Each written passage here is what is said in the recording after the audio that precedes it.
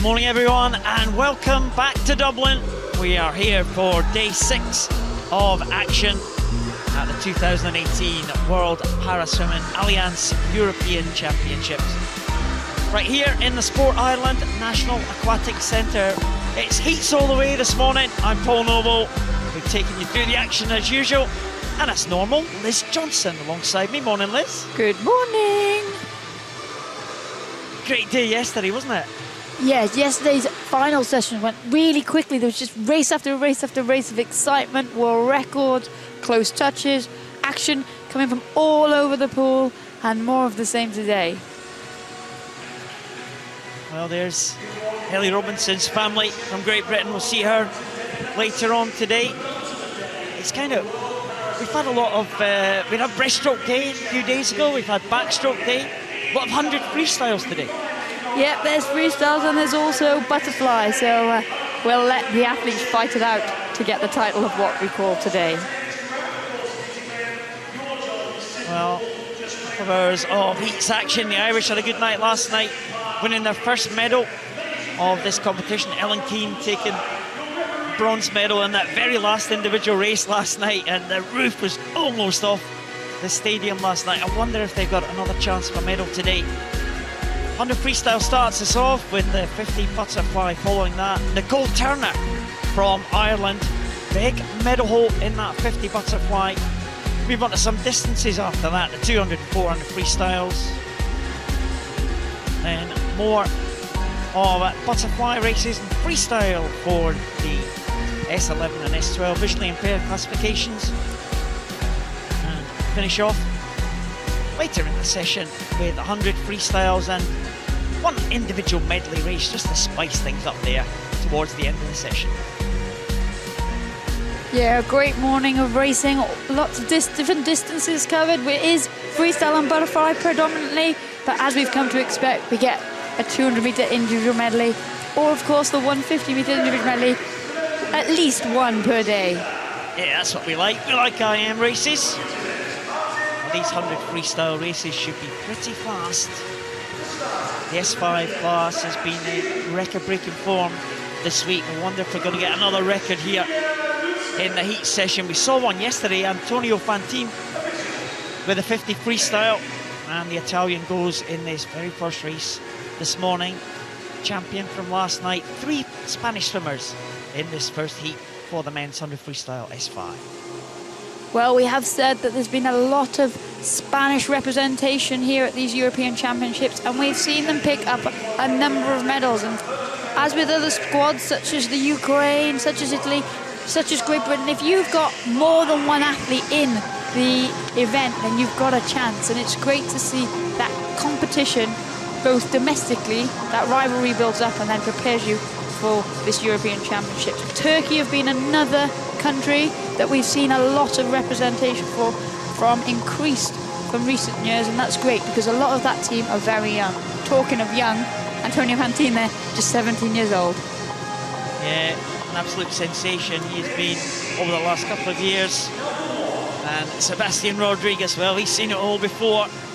61 years of age now, unbelievable. Rodriguez started his European Championship campaign back in 1999. His first games was back in Germany. And still going strong, Sebastian Rodriguez in the final last night. His 2 Spanish teammates alongside him. Rodriguez, see him go from his traditional sit start on the blocks. Some swimmers will be in the water. Some swimmers will be going from the blocks. And in the S6 class, in the S5 class, you normally see a range of impairments taking part. So right in the middle of the physical impairment range. So we have difference of impairments here and different techniques employed by the swimmers in these classes. Yeah, we see the experienced Rodriguez using that seat start to great effect, giving him a chance to get away, but it was actually Eroglu of Turkey up in lane 6 who had the best start using the diving block and then maximising his butterfly leg kick and the 15 metres underwater. But now we see up and into the middle lanes, the action is unfolding. as Spanish swimmer Ponce Bertran and Italian Antonio Fantini keep each other company, separated by just 0.82 of a second at the halfway turn. We saw Fantini go really fast in the heats yesterday. It's not quite going out for it today. There's just 2 heats in this one. 7 swimmers in the following heat, and these swimmers will have done their sums. It's been a long week. They'll know that they will be in comfortable qualification territory here as they come into the last 15. Ponce Bertran just been caught by Fantini there. I think it's going to be vital for these 2 swimmers position-wise, but Fantini doesn't want to be beaten, doesn't want to be headed. He takes that one in 1:13.39. Ponce Bertran in second and Rodriguez in third. These 3, I think that should be safe enough for the final. Yeah, comfortable control to him there, Antonio Fantini, happy with that. He knows that he's going to be meeting Bocciardo in the final, providing the next heat goes to plan. Fantini, the winner of the 50-metre freestyle. Bocciardo, his compatriot, winner of the 200 freestyle. So this is the one where they meet in the middle distance and go head-to-head. But their Ponce Bertran had a great swim as well, leading them out. And he's also in phenomenal form. Yeah, we're getting some great shots here in Dublin. We're loving this camera work this week.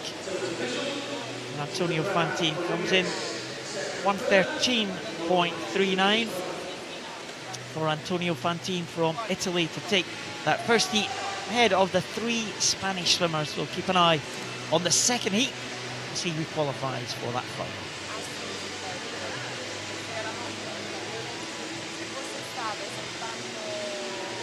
Well, second heat about to come out. Francesco Bocciardo of Italy will be the favourite for this one. You have a home swimmer. Should be a big welcome for James Scully in lane 2.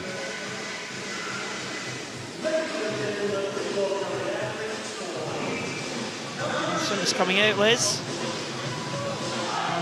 The Irish fans. But a big welcome for Scully, as we thought. Stefan Fura, who's been in good form this week. Bocciardo has been excellent. 2 gold medals already for the Italian. Within the 200 freestyle, so we know he'll be strong. There is James Scully. Season's best in the 200 freestyle on day 1 of these championships. Been working towards this one, the 100. Yeah, James Scully spoke to us earlier in the week and he said he's just loving the opportunity to swim in front of a home crowd at a home major championships, and that's what's kept him back in the pool since the Rio 2016 Paralympic Games.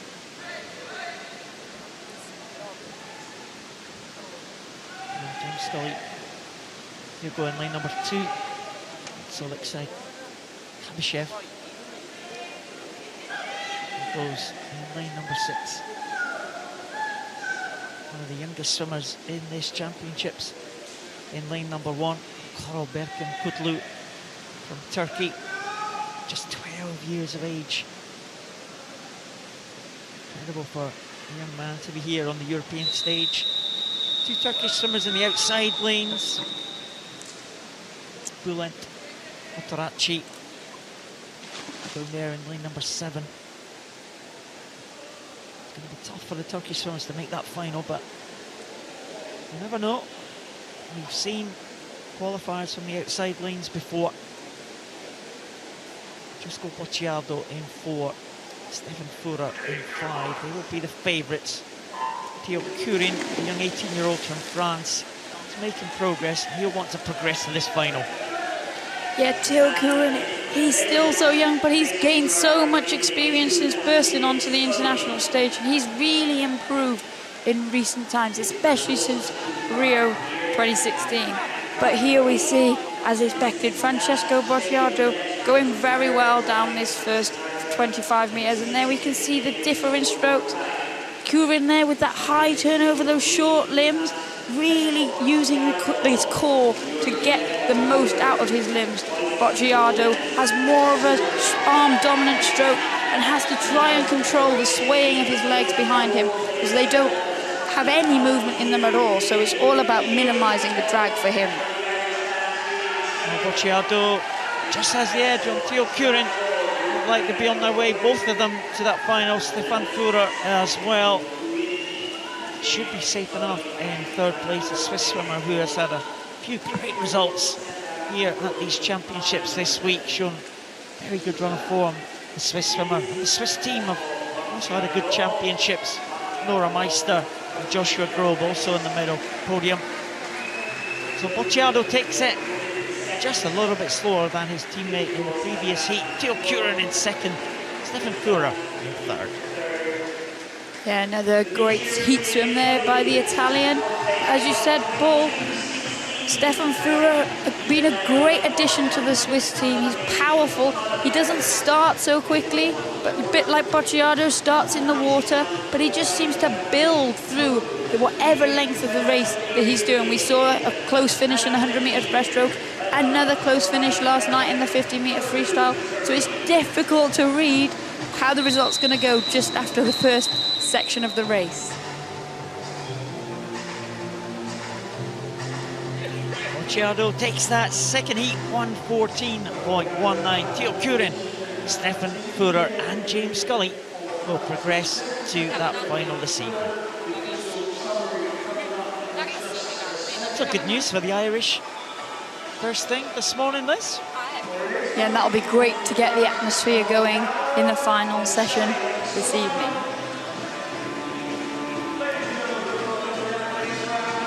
Women's S500 freestyle. 2 heats of this. We have Teresa Perales from Spain alongside Monica Boggioni from Italy. Both medalists at these championships this week. Also 2 Turkish swimmers in this one. And what a great swim we saw a few days ago from Sumaya Boyacci of Turkey. Win gold in the backstroke. There's Teresa Perales enjoying herself here in Dublin. She's enjoyed the major competition. 20 years now she's been involved in the Spanish national team. And she's always smiling. She's clearly someone who still loves what she's doing. And that just is a great testimony to the atmosphere and environment within that Spanish team. There is Boyacci. What a swim that she had a few days ago to win the gold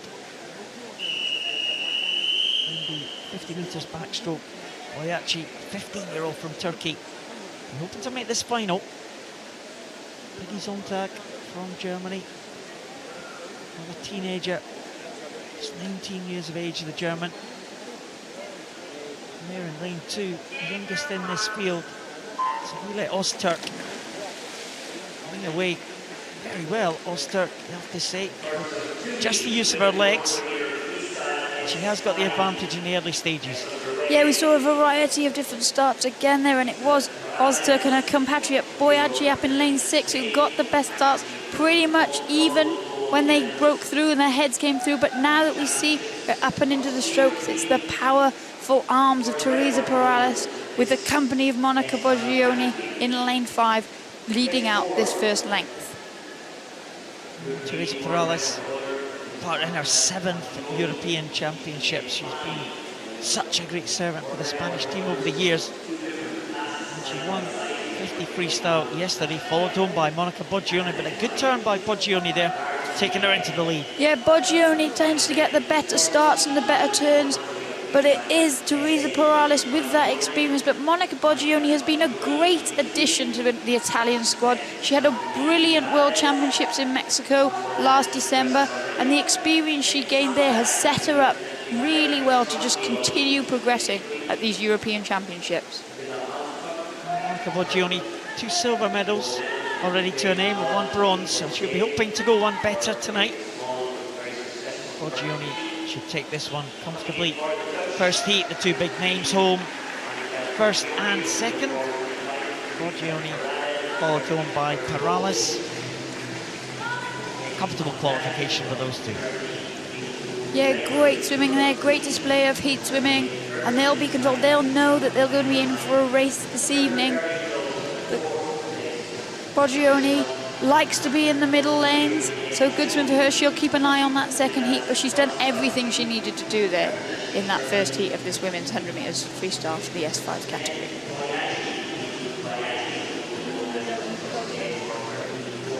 Bogioni. Best start there was by the two Turkish swimmers. Have strong legs. There is Teresa Perales. Great example of the techniques of Perales, not using her legs at all. It's all arms for Teresa Perales. Monica Bogioni, that slight push off the wall. Teresa Perales with no feeling from the waist down. Teresa Perales, so no use of the legs, but Bogioni, very, very steady head position there for Bogioni. That's great control for the Italian swimmer. The Italians really are great technicians. We've seen few of them, but really good technique in the freestyle especially. Yeah, and they've invested a lot of time in sharing ideas, sharing techniques, and we see that those techniques spread through the entire Italian squad there, as you said, Paul. Maria Gurgalitza comes home just under the 3-minute mark. Monica Bogioni and Teresa Perales first and second in that first heat. So one more heat to come. 7 swimmers in that one. As the first heat exits the water. We have the second heat, Tully Kearney and Inbal Pizarro in the centre lanes for Great Britain and Israel respectively. It's a combined event, this, Liz. It's actually S4s and S5s combined, but they are all, of course, going for one set of medals, not separate S4 and S5 medals. So the S4 swimmers swimming up, Ariel Trimmy, S4 50 freestyle champion. Here's Tully Kearney, bronze medalist last night in 50 freestyle. And the Great Britain swimmer qualify for the final tonight. Gina Butcher has had a very, very good week. Medals for the German swimmer. Again, Gina Butcher, an S4 swimmer swimming up against the S5, so it's going to be tough for her. Inbal Pizarro in lane number 5. Great swim at the first day of these championships to win for Israel a 200 freestyle, so she'll be strong in the closing stages. She's got very, very good technique, Inbal Pizarro, but not known as a sprinter. No, and she'll be looking to try and get to the 100 metres, use some of that speed, use that confidence that she had at the beginning of the week from that victory to get a good gain for the final tonight. There we see Tully Kearney getting a good push off the wall. The best start, though, coming from the German up in lane 6. That is Gina Butcher of the S4, but once they're up and into the stroke, it's Tully Kearney of Great Britain in that centre lane that leads the way. It will be interesting to see how she swims this morning. She's struggled to get on her pace this week, of the pace that she saw earlier in the season. The other day in the 100 backstroke, she really was quite far off her season's best times, but here she seems to be going very well, attacking this first 50 metres. She had a good swim in the 50 freestyle in the early stages last night. She was right up with the leaders, Bogioni and Perales, until the very late stage. Yeah, and there we see with those turns, that contrast there. Inbal Pizarro spinning around the wall, not having any use of her legs at all, not her feet not touching the touch pads. Tully Kearney got that nice high stroke rate. She does get a bit of a push off the wall, so we saw her stretch away there. But now we see Inbal Pizarro, who's just out of your shot, with a long, strong arm, trying to claw back Tully Kearney. But really, Tully Kearney is commanding this heat. Tully Kearney is going to take this one comfortably by just over 5 metres, 6 or 7 metres there. Tully Kearney takes that one, 1:20.94. And that will be the fastest time from all the heats. Tully Kearney will be in pole position when it comes to the final tonight.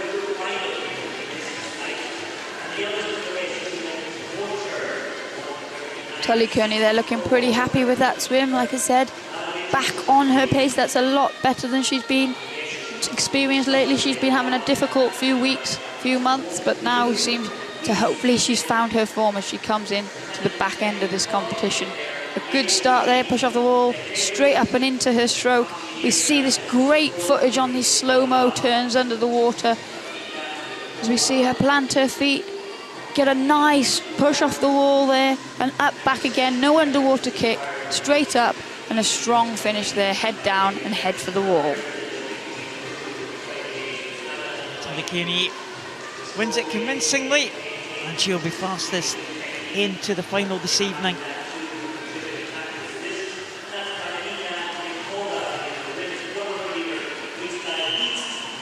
So, result is confirmed of heat number 2. Tully Kearney progresses to the final in first position. Inbal Pizarro and Ariola Trimmy should also be safely into that final, as would Gina Butcher from Germany.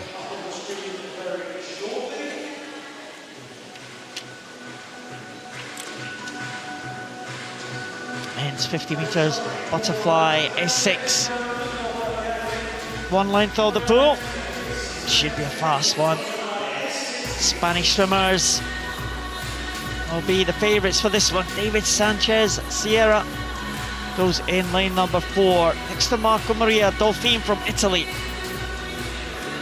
Both swimmers already medalled at these championships this week. So again, good Turkish representation in this one, Liz. Yes, we keep mentioning it, but it's great to see that many nations have increased their representation at these championships compared to what we're used to experiencing. And it really is just testimony to the investment of time that they put in looking for these athletes. You're very fortunate if you just pick an athlete out of the air. It takes a process. We've seen with the Italians that the squad they've got here, they've been working on for 9 years to build that up. So it's great to see that Turkey now putting in that time and that investment to find these athletes as well and give them the experience so that they can hopefully progress. And that gold medal that they got earlier in the week, and that 50 metres backstroke S5 for ladies, is really going to spur them on. There's Marco Maria Dolfin. He's got a big family support here, the whole family for Marco Maria Dolfin. And as you said earlier in the week, he's actually a surgeon. He was a surgeon before his accident. Caused him to have his impairment. But he's adapted. The operating table has been adapted for him. He's still able to operate. He gets raised up to the level of the patient. So Marco Maria Dolfin in the pool again. In the blue cap of Italy in the centre, but David Sanchez Sierra, the 17-year-old, what work underwater there. And as we see again, the S6 category, a wide variety of impairments. And there we see Sanchez Sierra extending his lead, maximising that kick underwater, because he knows that it will be Marco Maria Dolfin that's trying to chase him down. And also going strongly is Mohamed Ali Aydin of Turkey in lane 3. Well, excellent swim here. Evgeny Boadaiko holds a European record for this class, 31.57. And Sanchez Sierra just easing back a little bit in the closing stages there, and he takes that heat comfortably. 17-year-old Spanish swimmer, Dolfin in second, the only other man under the 40-second mark. And the Turkish swimmer Aydin is in third place. There's Marco Maria Dolfin. But a very good start there from David Sanchez Sierra, using those good legs to his advantage there. Great underwater work. Yeah, and it gives him the explosion off the block, because we see there from this great shot here that his arms, he really can't catch much water with his arms, so his stroke is driven by his legs, and they're a great finish and a comfortable heat swim for him. Great swim for David Sanchez Sierra of Spain, followed home by Marco Maria Dolfin, Mohamed Ali Aydin. These top 3 swimmers should be safely in the final, but we do have 6 swimmers in this second heat. And there we are, centre lane, another Spanish swimmer, Alejandro Yared Rojas Cabrera.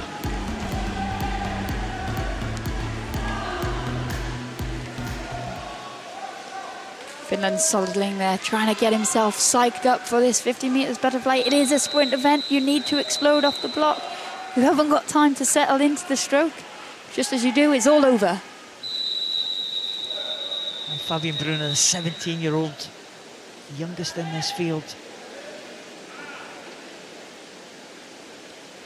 There is Alejandro Yared Rojas Cabrera, maybe the favourite for this one. It's a good time from his countrymen in that previous heat. The two Spanish swimmers, they started very much as favourites for this one in terms of entry times. So it's a chance now of Rojas Cabrera to see if he can match the efforts of his teammate in that first heat. Yeah, and there we see the Spaniard did get off to a good start, but now it's Ben Sivan of Hungary in lane 5 chasing him down to the wall. Different in strokes, very different in strokes here. Single arm for the Spaniard, that powerful high stroke rate for the Hungarian. Yeah, very, very close indeed. But it's a Spanish swimmer with that long arm will get to the wall first. Rojas Cabrera, silver medalist in the last European Championships. Good to be on the medal podium again. 37.54. So not as fast as the first heat. A good swim as well from Bensi Ivan. He's been on good form this week, a medalist in the individual medley. So he'll make it to the final as well. So those two will progress. It was a good swim from the Hungarian there. Spanish swimmer will have to go a little bit faster in the final if he's going to challenge for that gold medal. Yeah, Ben Sivan there got a good reaction time, but it was Rojas Cabrera that led from the front, and then Bench just chased him down and was just maybe a stroke and a half. Needed a bit more pull, but look at this. Their heads are in line. Rojas Cabrera just maintaining that advantage at the end to win by that one stroke. Rojas Cabrera will take that one ahead of Bensi Ivan. Another Turkish swimmer in third spot. He'll qualify for the final tonight. Fabian Brunner from Germany should also make it. Qualify for the final, 7th out of the 2 heats. Women's 50 metres butterfly now. This should be an interesting contest. The 2 Ukrainians in the 2 centre lanes, Oksana Krul and Victoria Savtsova. There's a German, Yasmin Butler, another one of this emerging German team. 17-year-old, 2 Ukrainians though. Oksana Krul had an amazing unbeaten run in this event up until the Paralympic Games in 2016, and that blue cap, the familiar style of Oksana Krul gets away well. Yeah, Oksana Krul loves the European Championships.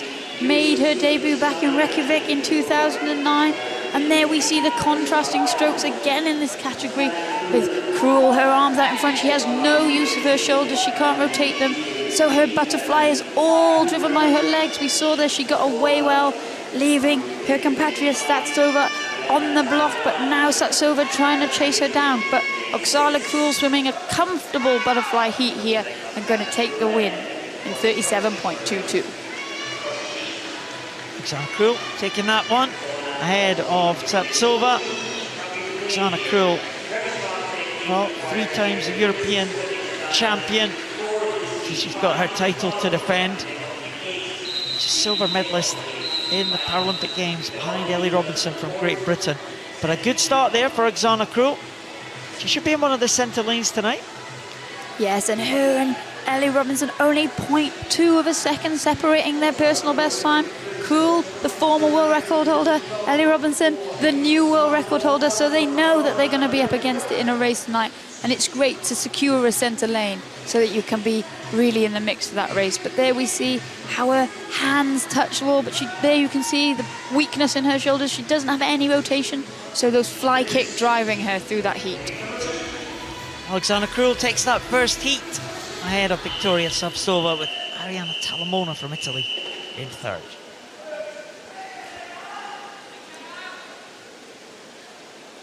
Second heat sees Great Britain's Ellie Robinson next to the home favourite Nicole Turner.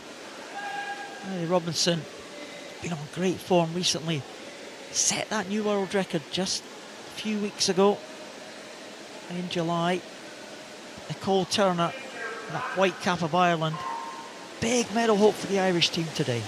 Yeah, Nicole Turner got a bronze medal in this event in from Charles at the last European Championships, so she has got high hopes carried on her shoulders for the nations. But there we saw Ellie Robinson, such a powerful start and up into her stroke.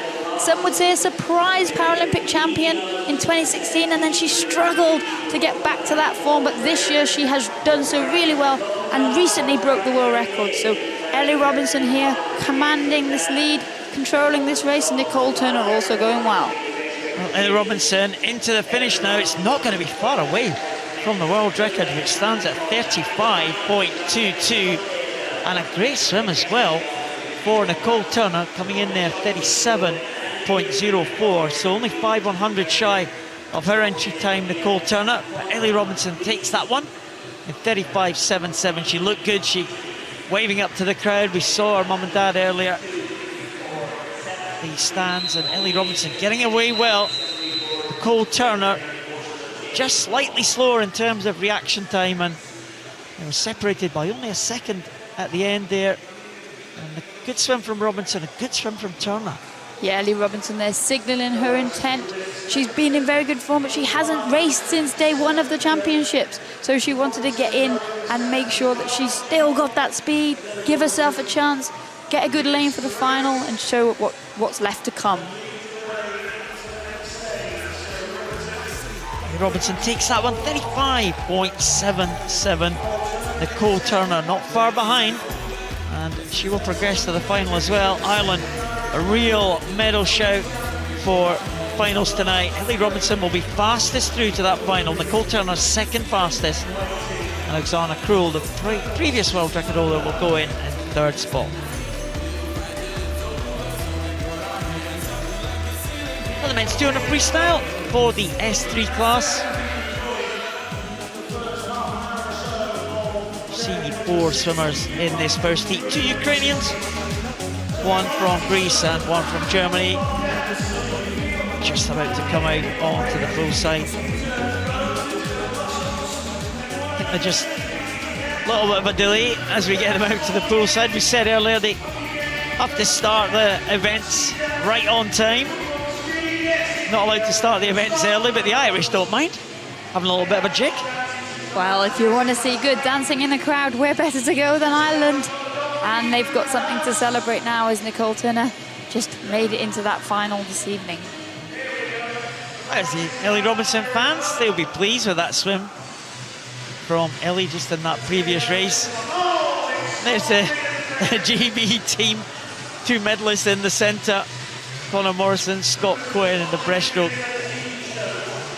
And then the Italians, well, if you wear that hat, you've got to expect to be on camera. That was exactly what I was just going to say. It's a great hat, though. These Hungarians, they're not playing. Oh, there we go.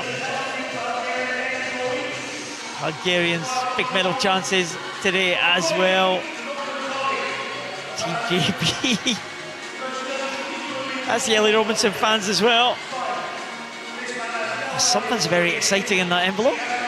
Maybe a birthday present, maybe, I'm not sure. We'll try and find out later.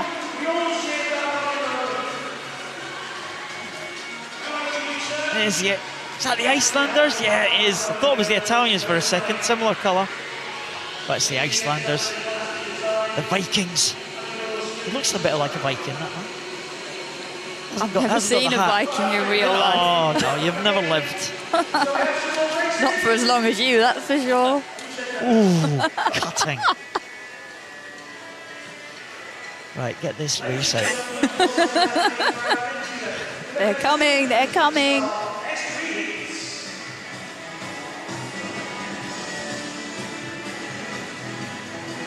On the way, Josiah Top leads them out.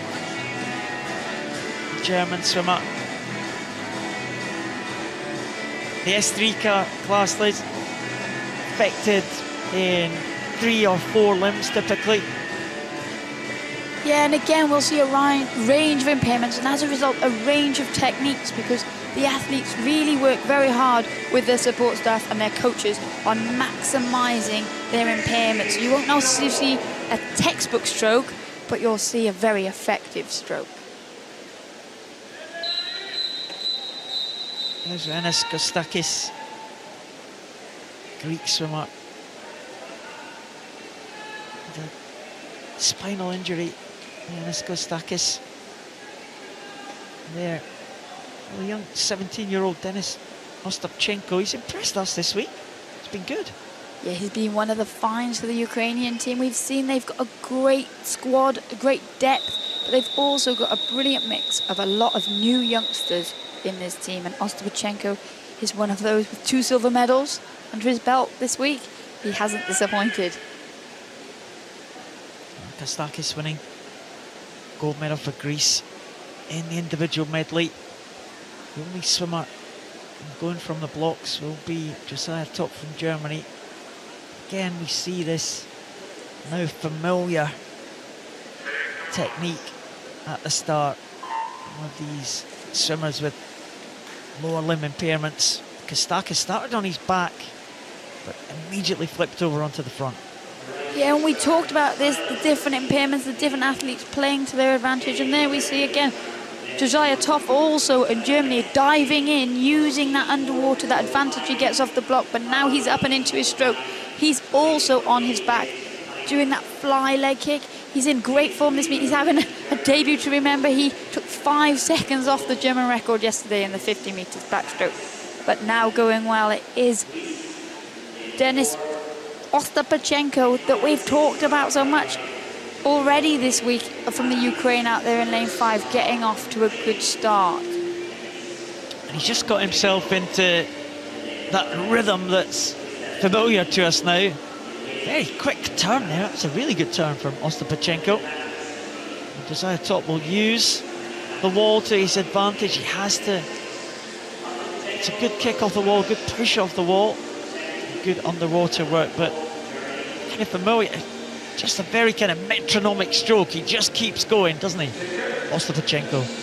Yeah, and there we can see he snakes in this from his hips because he can't control them, but that momentum that he's generating from his arms, they're not going very high. He doesn't have much of a range of rotation in his shoulders, but by maintaining that high stroke rate, he doesn't need it because he's always got one arm in the water propelling him forward. Yeah, excellent technique again. Development of a swimmer, really using what he has to his advantage, minimise that impairment. Always on the back. Denis Ostapchenko. It's a freestyle race, so can't have swimmers doing backstroke. Kostakis is better suited to the freestyle stroke as well. Kostakis will go over in second, but it's a big lead for Ostapchenko as he stretches away down the second half of this race. Well, in this event, there's 9 swimmers entered into the heat, so the athletes only, if they win, they're in the top 3 of this heat, then they will guarantee their place in the final, barring any mishaps and disqualifications. So different tactics again can be employed, but also one of the issues with the S3 category is actually with a stroke like that, it's difficult to slow it down too much and come off your pace, because then your whole body position changes. So Ostapchenko, here we see him on track, doing well, got a good lead, but that's because the nature here of his technique there means that he needs to keep that rate going in order to keep swimming at a pace and a position within the water which enables him not to drop a considerable amount of time. Yeah, his arms very much straight all the time for the Ukrainian swimmer, really getting the traditional bent arm. His impairment means that he can't do that, but he's using that straight arm. He's kind of swiping through the water, and the propulsion he's getting from that is absolutely incredible. Great display here for Denis Ostapchenko. Yeah, Denis Ostapchenko has had a commanding lead throughout this heat. He's now coming into the final 5 meters, and he'll be really pleased with how this heat has played out for him. Well, he had an entry time of 3:53, and that has improved to 3:38. Well, swimmer very much on form this week, and that is an incredible time there for Denis Ostapchenko. 3:38.00. That'll be a real challenge when it comes to the final. Still one heat to come, of course. He'll have guaranteed his place in that final with that finishing position. Ioannis Kostakis from Greece is coming in now. Kostakis with his entry time about 3:40. Knows he doesn't have to go that pace today to qualify for the final. I'm sure we'll see the Greek swimmer going faster tonight. But there is Denis Ostapachenko, 3:38. He got into that rhythm and it just took him through. It's very, very consistent swimming there. He split for the first length was for the first 100 was 1:45, and he's around about in the 1:50 range, so he didn't drop off much in that second 100 at all. No, and that great turn there that we saw, great underwater shot. Slow-mo really shows the mechanics of Ostapachenko's turn, using the strength and the weight of his upper body to get him around that wall as quickly as possible. What impresses me is how flat he manages to keep his head with that metronomic stroke. You'd worry that his face might end up under the water, but he manages to keep very still and only there, diving for the wall with the finish. Well, great swimming there from Denis Ostapachenko, and he comfortably takes that first heat. Ostapachenko will qualify for the final this evening, as will Kostakis, as will Josiah Top and Yevgeny Panabratets. We'll have to wait for the result of the next heat to see if he'll make it into that top 8 tonight. Next heat on the way, and we have 5 swimmers. Vincenzo Boni from Italy will be the favourite. Entry time of 3:32.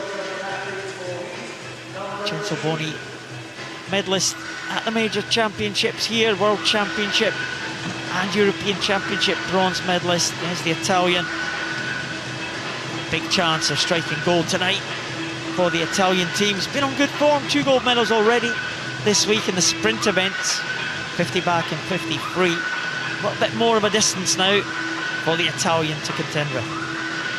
Yeah, the Italian, we'll see, also using a backstroke technique, but a very different technique to Ostapachenko. And again, it's just a great display of how these athletes really work with their teams to figure out the best way of getting themselves through the water as quickly as possible. There's Sergei Palamarchuk from Ukraine. He'll go in line number 3. Vincenzo Boni will be in the middle of the 5 swimmers. He goes in line number 4. There's the Romanian, Octavian Ilna. Miguel Angel Martinez Tuelo will go in line number 5. Kamil Otowski from Poland will go in line number 6. So some of the swimmers entering from the side will make their way over to their lanes. That's Octavian Elina. There's Martinez Tuelo. He's been in good form this week as well, Martinez Tuelo. A couple of medals to his name, behind Boni and Ostapachenko. We're looking to make it a hat-trick of medals for the Spanish swimmer. There's Vincenzo Boni for Italy. Great backstroke as well. We saw the high turnover of Ostapachenko. Boni has a very similar stroke, but has more of a range of movement. So get it, the arms going over a little bit closer to the head of Vincenzo Boni. Yeah, and as a result, it means that he doesn't quite bounce around so much, so there's not that much movement, but then his legs lay lower in the water, and as a result, he's got to pull those through as they're dragging a bit. There we see it's Martins Tagelu who actually has the similar stroke. His stroke is sort of in between Boni's and Ostapachenko's. He's got that little bit more range of movement, but still that swaying of those legs and that high stroke rate. And again, we said a lot of these athletes will come to major championships, have a look at how somebody else swims, go away and test it in training and see if it works for these. Because obviously textbook techniques are not applicable to athletes in these categories. Well, impairment dictates what these swimmers can and can't do. They try and make the most of what they have available to them. Vincenzo Boni certainly doing that in the early stages. Gold medalist twice already this week. And I wonder if anyone can challenge him as he goes towards his third gold medal. We'll just keep an eye on where he was in terms of that previous heat for Denis Ostapchenko. Ostapchenko went through the halfway point at 1:45.25. So just check to see where Boni is. Of course, he has the benefit of knowing what that first heat has done, so be able to just dictate the pace. Should make the final very comfortably. He's going to be slightly slower than Ostapchenko in that previous heat. A couple of seconds. Martinez Tuelo clear in second place now. And in third place, Palamarchuk just coming into the halfway point. Yeah, and then you can see Palamarchuk in lane 3 using that double arm backstroke technique. So a powerful pull, but the rate is a lot lower. So then sometimes if you're in a tight battle in the closing stages, that can be the difference of whether you get the touch on how well you spot that finish. But here we see now Boni going really well.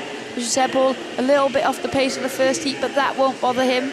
He'll know exactly what he's doing here, and very controlled. Again, very flat, very still head. And bearing in mind he's only got movement from his shoulders up here, it's very impressive that he's able to keep that as flat as he did and minimize the resistance around the wall very, very quickly as well. 2 double arm strokes he tends to do to get himself up and back into the momentum so that he doesn't lose too much speed on those turns, and then straight back up into the stroke that we recognize. Vincenzo Boni,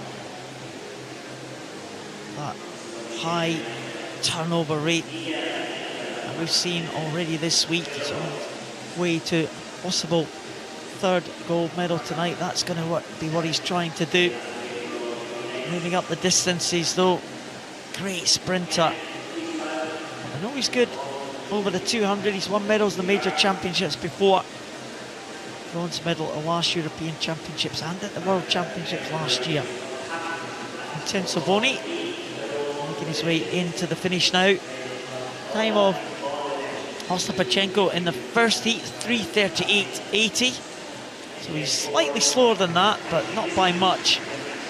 Maybe touching, well, time not registering for Vincenzo Boni, but maybe around about just in the low 340s. Martinez Tuelo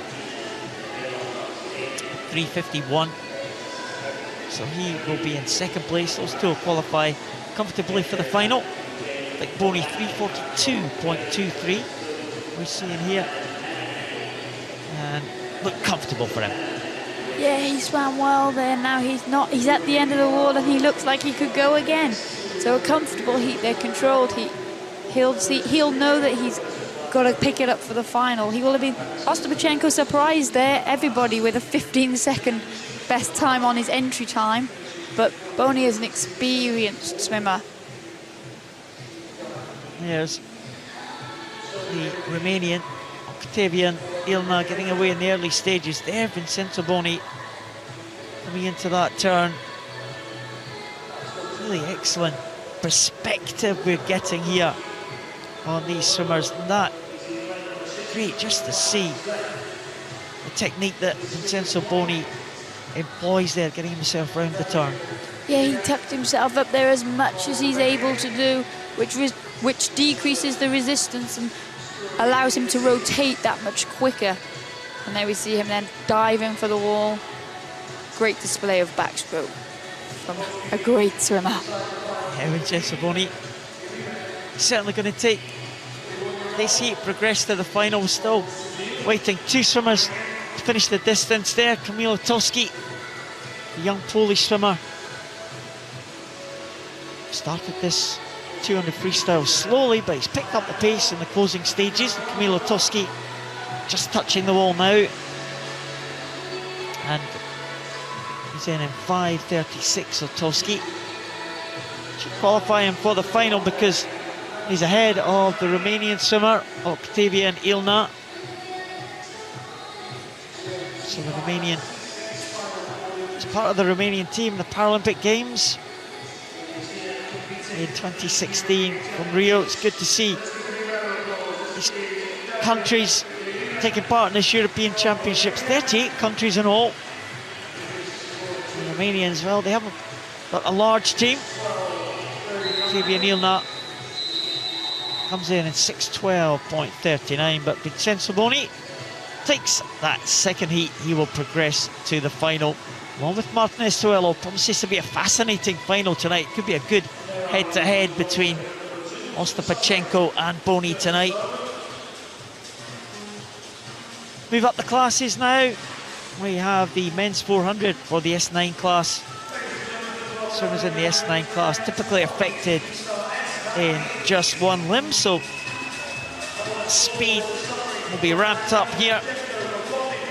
Lewis White and David Grachat in the centre lanes. Great Britain and Portugal and Ireland represented here by Barry McClements in lane 6. Well, expect the volume within this aquatic centre to go up. The Irish flag's already waving. There's Lewis White, Olympic bronze medalist in this event. Here is Hugo Didier. What a swim he had in the backstroke 2 days ago. Take the gold in the European record time. And also in the individual medley, very good. There's Christian Vincetic from Croatia.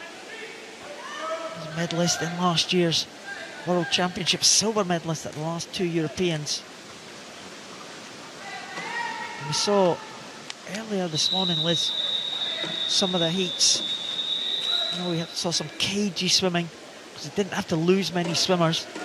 We've got 2 full heats of 8 swimmers here and some real quality in this heat and the heat to follow, so they won't be hanging about here. No. We'll see all the athletes here try to get off to a good start. We've seen in other events in this category earlier in the week, times that you thought would make the final didn't make it through. So there'll be no hanging about here. Tactics will be coming into play. And as we see here, Lewis White of Great Britain trying to get ahead of the field. Lewis White's somewhat of a surprise bronze medalist in the Paralympic Games in Rio in 2016. Made his debut for the GB team at the Paralympics. Lewis White there, and it was a real close contest for the bronze medal position. I remember Brendan Hall, the great Australian, and Federico Morlacchi stretched away from the field, and there was a raft of swimmers all in contention for the bronze medal, and Lewis White was the one who grabbed it. And he's really come on since those Paralympic Games as well, and he's been on great form this week.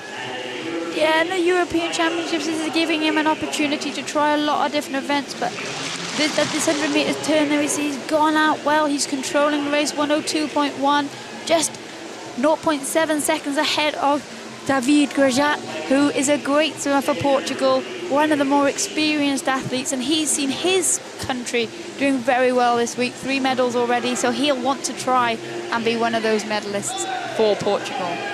The last European Championships was held in Portugal in Funchal, and very similar to the host nation here in Dublin.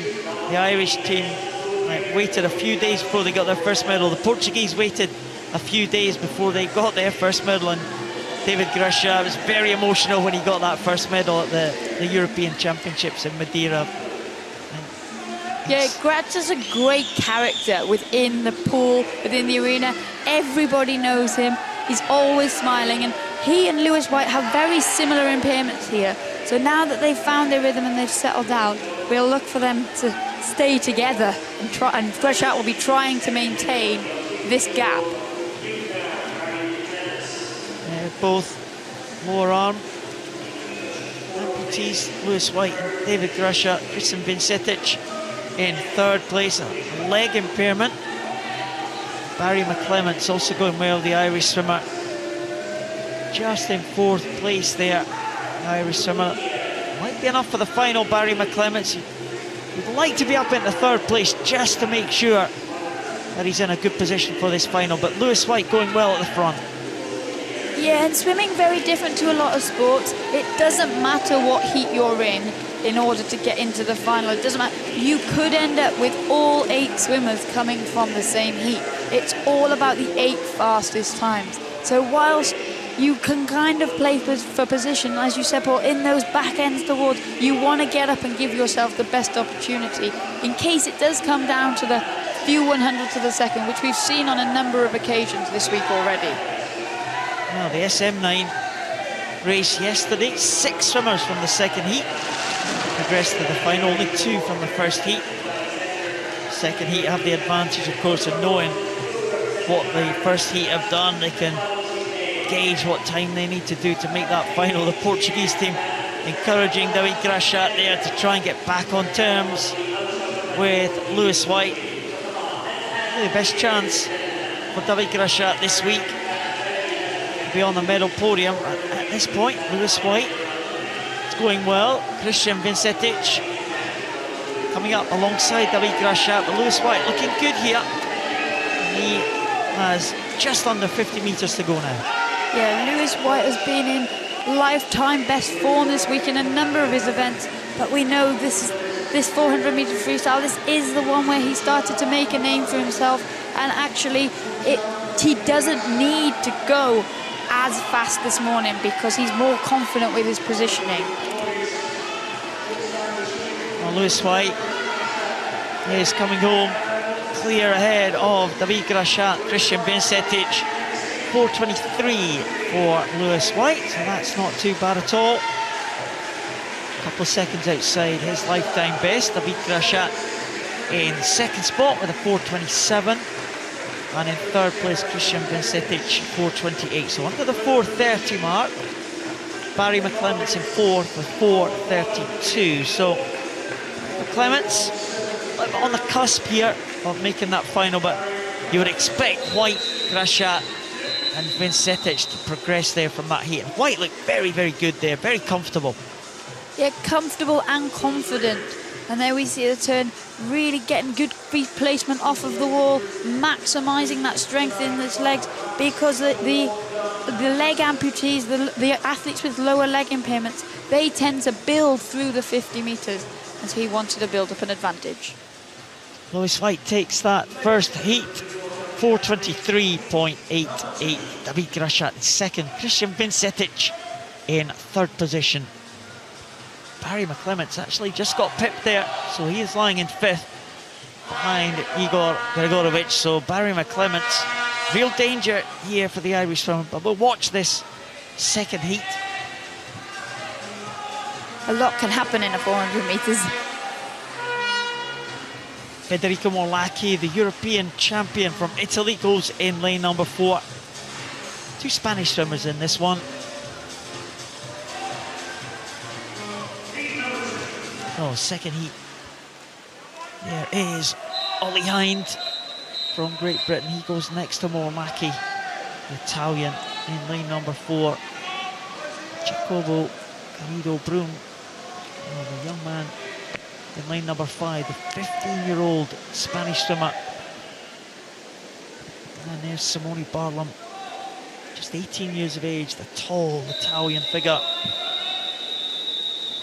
And also in the outside lane from Spain, we have Jose Antonio Marie Alcaraz, former European champion, right up there in lane number 7. He might be a danger. He promises to be very fast heat indeed. Yeah, and there we saw Ollie Hind of Great Britain up and into his stroke straight away. He's got an impressive record in this event, but he used to swim in the S8 category, recently moved up to the S9 category, and he's struggled to adjust to that change. But his personal best times would feature, and he'd give him a real chance to get among the mix. And it's nice to see him here attacking down his first 50 metres. Unfortunately, he has missed a lot of training through the winter while he got his head around this adjustment, and so that might be what makes him suffer in the latter stages. Well, Ollie Hind right up there in third position. It is pretty close between all the swimmers in these very, very early stages. First of the turn was Gino Catano from Portugal.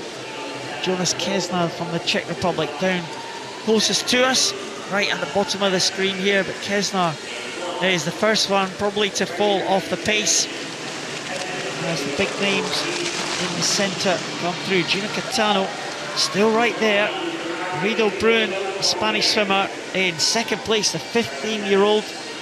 And it's very interesting, Jacobo Garrido Brun, he was one of the youngest swimmers in the Spanish team who came to the last European Championships back in 2016. He was only 13 years old at that event, and as we say, sometimes it is about getting these athletes in and giving them that experience so that then when they come back next time, they're ready for everything that the event can throw at them. But also, they have that motivation during the training, during those winter months, to really, really keep grinding it out and doing the work, because they want to be back at events like this. Well, Jacobo Garrido Brun didn't feature in the shake-up for the medals in 2016, but that experience stood him in good stead, and he's right there alongside the champion Federico Morlacchi of Italy. It's 4 and 5 now, beginning to come to the 4. Almost together there, 4/100ths of a second separating the two of them. Gino Catano from Portugal has had a good week, and he's still right there. It's just at the halfway stage now, though, Liz. Yeah, and Simone Barlam, that blue cap of Italy, we know he's a great sprinter, so we don't know what his 400 metres like so much, but there he is, he's still in contention. And this heat, a lot less spread out than that first heat. Yeah, we saw, as I said yesterday, the 200 metres individual medley, 6 swimmers qualifying from the second heat. Could we have 6 swimmers again, because there's still 6 very much in the mix here. It's the youngster Garrido Brun, just ahead of Morlacchi here. Catano still in third place, sorry. Fourth place is Ollie Hind. Fifth is Barlam, and sixth is Marie Alcaraz. Just beginning to get a little bit of a spearhead now as the swimmers in the middle begin to stretch the pace a little. Yeah, now we see Morlacchi starting to edge forward, starting to pick up that pace, that turn over his arms, and he turns to head for the last 100 metres with a 3/4 of a second of advantage over Garrido Brun.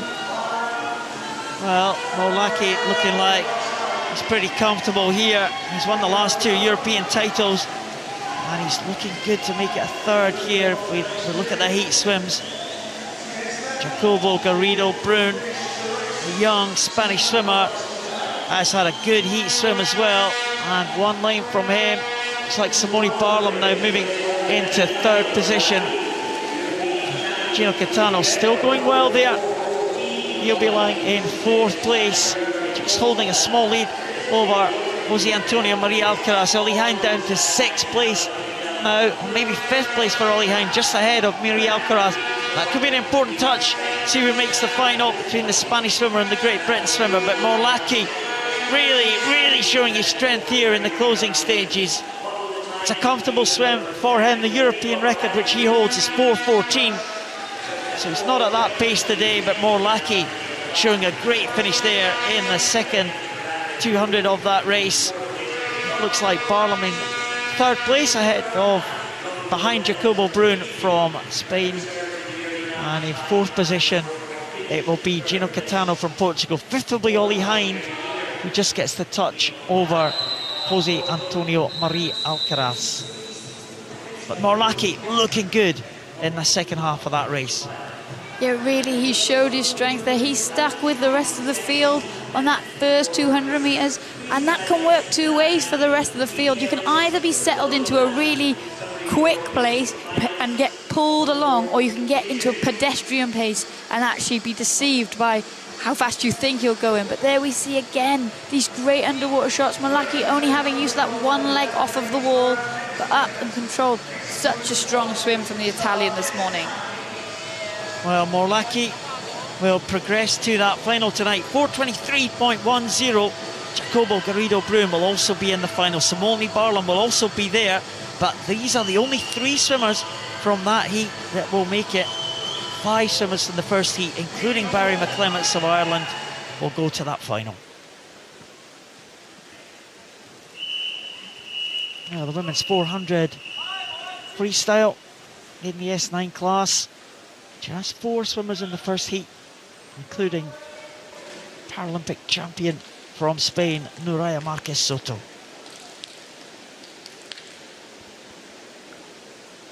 Yes, Sofia Konkoy from Hungary. And the Serbian swimmer, Ana Jovovic. Nuria Marquez Soto, firm favourite for this one. She will go in lane number 4. Efimia Gukuli from Greece. Right at the top there. And lane number 6. Comfortable start again from all swimmers. Konkoy in lane 5 getting off well. She has an arm impairment, so as expected, a stronger push off the block than Nuria Marquez Soto in that centre lane for Spain. But Marquez Soto is in impeccable form at this competition. She really impressed yesterday in the 200 metres individual medley, holding off the challenge of the stronger breaststrokers to really dominate down that final length. And she should have no trouble with this heat at all. She is in great form and just looks really, really good in the water. Really smooth. Yeah, she's still only 19 years old, but now such an experienced member of that Spanish team. And she's fitted in nicely to this S9 category with Sarai Gascon, and on this European level, they really do tend to dominate these events. And the Hungarian swimmer, Sofia Konkoy, next to her.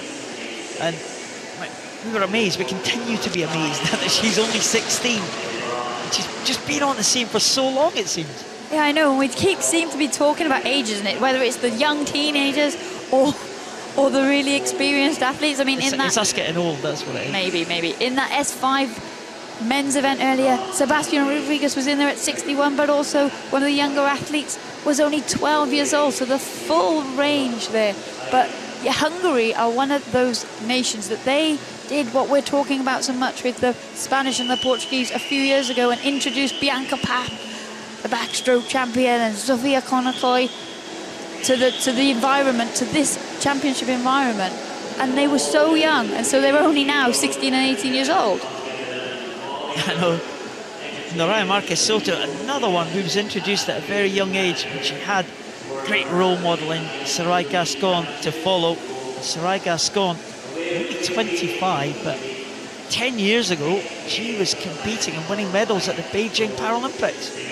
Yeah, and age really is just a number. If you want it enough and you can train hard enough, you still have the capability to love what you're doing, then really it doesn't matter how young or how old you are. And Marquez Soto here coming into the halfway point, 2:28, really comfortable swimming. She looks in control. She's almost using this now as just a loosener from last night's racing. She had a busy week, and she'll be looking to secure her place into the final. The thing about Nuria Marquez Soto, that she's swimming with such confidence, and if you swim with confidence, it really benefits you, doesn't it? You really get the results. It's just a whole different mindset when you have confidence in your own ability. You just come into some meets and it just clicks for you, and then whatever event you swim, whether it's a heat, a final, you feel amazing in the water. Your times are reflected when you touch the time pad at the end and you look at the scoreboard. And we've said the Spanish team has grown, and it is picking up a lot of medals, a lot of golds, but also a lot of those silver and bronzes from the other members of the team. And that confidence spreads as a wave throughout the entire squad, and then you ride that wave. Well, Nuria Marquez Soto certainly at the forefront of that Spanish wave of success. And she is coming down now. So that 300 mark. Very easy, a little bit of a contrast from the men's race. We saw everyone vying for position, trying to make that final. It was very tight qualification for the men's race at the end. It should be fairly easy for Nuria Marquez Soto here. Get into that final, and for Sofia Konkoy, Ana Jovovic and Efimia Gukuli, well, they will be trying to challenge for that third spot. Efimia Gukuli, I think, is in third place, clear in third position, ahead of the Serbian swimmer Jovovic. Djokovic now. They've only got to lose one swimmer from the 2 heats, so the top 3 will qualify. Ryan Marcus Soto, that's the final turn. And Concoy just closing the gap slightly, but these 2 swimmers will be comfortably into that final tonight. Yeah, and there we can see that higher stroke rate of Concoy because she has that upper arm impairment, so she doesn't have the luxury of the longer stroke. But there we can see from that above shot the long stroke length of Marcus Soto, whereas Concoy of Hungary really driving her stroke, dictating the pace from the kick beat, the legs, her kick beat with her legs. Yeah, Concoy just making a little bit of a sprint there at the end. Naraya Marcus Soto, no you don't. I'm having this one. 8/100ths of a second separating them. Naraya Marcus Soto should be close to the centre of the pool tonight. Sophia Concoy from Hungary will be there too. Yuma Kekuli be enough for her to qualify for the final, but as we expected, hardly out of breath for Marcus Soto. No, that would have gone exactly to plan for Marcus Soto this morning. You can do that if you have you've worked hard enough and you know you've got the confidence, then you're happy to get in and swim a controlling heat like that. She's had a busy week, so she doesn't need to test her form. She knows she's swimming well, so she'll be saving her energy for a good swim this evening. She was a Paralympic champion, winning that epic race in Rio against the Australian Ellie Cole. It's a superb Rio Paralympics, and she continues to be one of the world's very best. Great shots there of these turns we're seeing in Dublin. There is the champion, Ryan Marcus Soto from Rio's big conclude, just beginning to come through in the closing stages. Spanish swimmer Naraya Marcus Soto having none of that. She takes it 5:09.99 ahead of the Hungarian Concoy and ahead of the Greek. Those top 3 will be guaranteed a place in the final this evening. Second heat will be vying for places too. We have 15-year-old from Great Britain in the centre lane, Tony Shaw. She's had a superb week so far.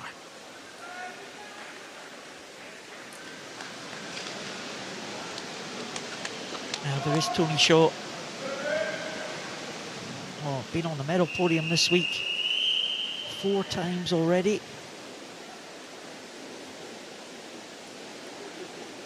And 5 swimmers in this second heat. Laura Martins Christensen from Denmark, closest to us. Marte Hegertveit from Norway in lane number 3. Tony Shaw from Great Britain in 4. Julia Gordachuk from Israel in lane 5. And Susana Vega from Portugal.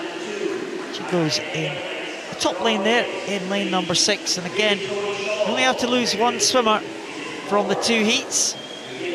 Tony Shaw with that black cap of Great Britain going out fastest of the 5 as they come to the first turn.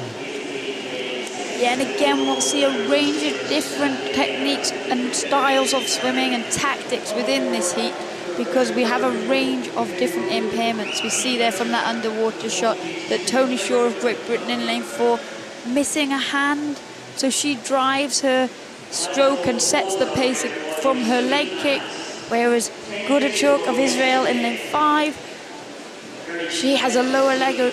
She has a lower leg issue, and she's swimming there with a more balanced all-over stroke. Whereas and then Hugavert in Norway, who's missing her leg from her knee down, so she will look to build through each stroke. She'll have a slight disadvantage off of the starts and the turns. Tony Shaw just leading that group of 3 swimmers there, led by Marte Hegertveit from Norway, the 18-year-old. Other 18-year-old right on the outside there, Susana Vega, and the 20-year-old Julia Gordachuk. Gordachuk very close to the medals in the major championships in the 400 freestyle, twice 4th in the European Championships in 2014 and 2016, 4th in the World Championships last year. The worst place to finish, Liz. Yeah, 4th is just one of those really painful positions. You're so close, but it's irrelevant. Like you touched the wall in 4th, and you would rather have finished 8th. Not when you go back and you reflect on how you've swum and how the meet's gone. It's still really good to say that you were 4th in that competition. But at that time, when you realise how close you were to a medal, it's just soul-destroying. Well, we saw Patrick Flanagan last night for the host nation. Oh, how close was he to getting that first medal for Ireland yesterday? Yeah, and the Irish fans, they supported him, and home nation really does. When they get a medal, it really lifts the entire competition. We spoke about it earlier when David Gochat was in Portugal and he got that first medal at the Europeans in Funchal, and the whole pool went crazy. And so it does just lift that atmosphere, and you kind of almost want to reward the home nation for hosting the championships by giving them a medal and that impressive result. But unfortunately for Flanagan and Ireland, it wasn't to be in that event. He did manage to pick one up later though, Ellen Keane getting one in that final event yesterday. And chances for medals again today for the Irish team, but at the moment Tony Shaw making her way down to the 300 mark, and this 15-year-old Tony Shaw has just been sensational at these championships. Yeah, she's had a great opportunity, you know, and we talk about often so many countries bringing their teenagers, getting opportunities, and we've seen it with other nations as well. They really step up, and if there is that chance to experience that success on the medal podium at this championship, it just acts as such a motivation when you go back. And when you're young and you're excited and you just want to keep improving, you want to go training, you don't want your summer break. You know, all the older athletes get through the cycle living for their summer break and then recover and go again. But the youngsters, they just can't wait to get back in the water. Yeah, I'm sure Tony Shaw will be really buoyed by her performances here. She made her debut at a major international in the Commonwealth Games representing Scotland in the Gold Coast earlier this year. So it's been such a good year for Tony Shaw. She benefited from that Commonwealth Games experience as well. Really embraced everything that the Scottish team had. Of course, the great stars of able-bodied swimming alongside her, Hannah Miley, Duncan Scott. So she's got to benefit from that experience. Yeah, and I think the thing with the Commonwealth Games is that it's a multi-sport event. So it is a slightly smaller version of the Paralympic Games. So when you come to these major championships, the Europeans or the Worlds, it's great. But the American nations get it as well when they have the Pan American Championships. That multi-sport environment where you live in the village and you get to experience the masses. It really does set you up for the Paralympic Games experience. Tony Shaw into the finish now. She'll take that one in 5:12.01. Not quite as fast as the first heat, but doesn't matter at this stage. She'll qualify for the final. Julia Gordachuk will also be in that final. Guess what position she'll qualify in, Liz? Gordachuk. 4th? Correct. Well, she's still got one more chance there to up that to 3rd and get herself on that podium this evening. So a good heat there from Tony Shaw. She looked comfortable. She's looked good all week. And I'm sure she'll have more to give in the final. Should be a fascinating final there. Tony Shaw will be right there. Naraya Marcus Soto, Paralympic champion, has got to be the favourite. But Tony Shaw could be in with a chance of another medal. Sophia Konkoli as well for Hungary will be there from the first heat. Julia Gordachuk. You really want her to be in the mix for the medals, don't you? The Israeli swimmer, the perennial 4th place finisher. Gordachuk 2nd place in that heat behind Tony Shaw. Susanna Viega will also qualify for Portugal. Marta Hegeveit as well will make it into that final, as will Laura Martins Christensen. So all the swimmers from that 2nd heat progress to that final this evening. Next event is the men's 100 metres butterfly S14. The first time we've seen this event at the European Championships. Jordan Catchpole from Great Britain, Vasil Krajnic from Ukraine in the centre lanes. There's the Ukrainian S14 swimmers with an intellectual impairment, Liz. Yeah, and so again, they'll be affected in a variety of ways. Some will have severe anxiety as they get ready for this race. Some will struggle with pacing. Some will just struggle with the actual mechanics of the technique of swimming butterfly, because a lot of coordination is required. Well, Turkish swimmers well represented here in the two outside lanes. Doruk Davran, and it's Sejin.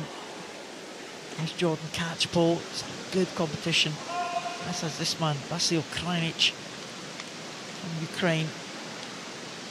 So Krajnic, a bit of an unknown quantity to us coming in to this event, but he's really performed well. Jordan Catchpole, we've seen him progress in Great Britain over the last couple of years.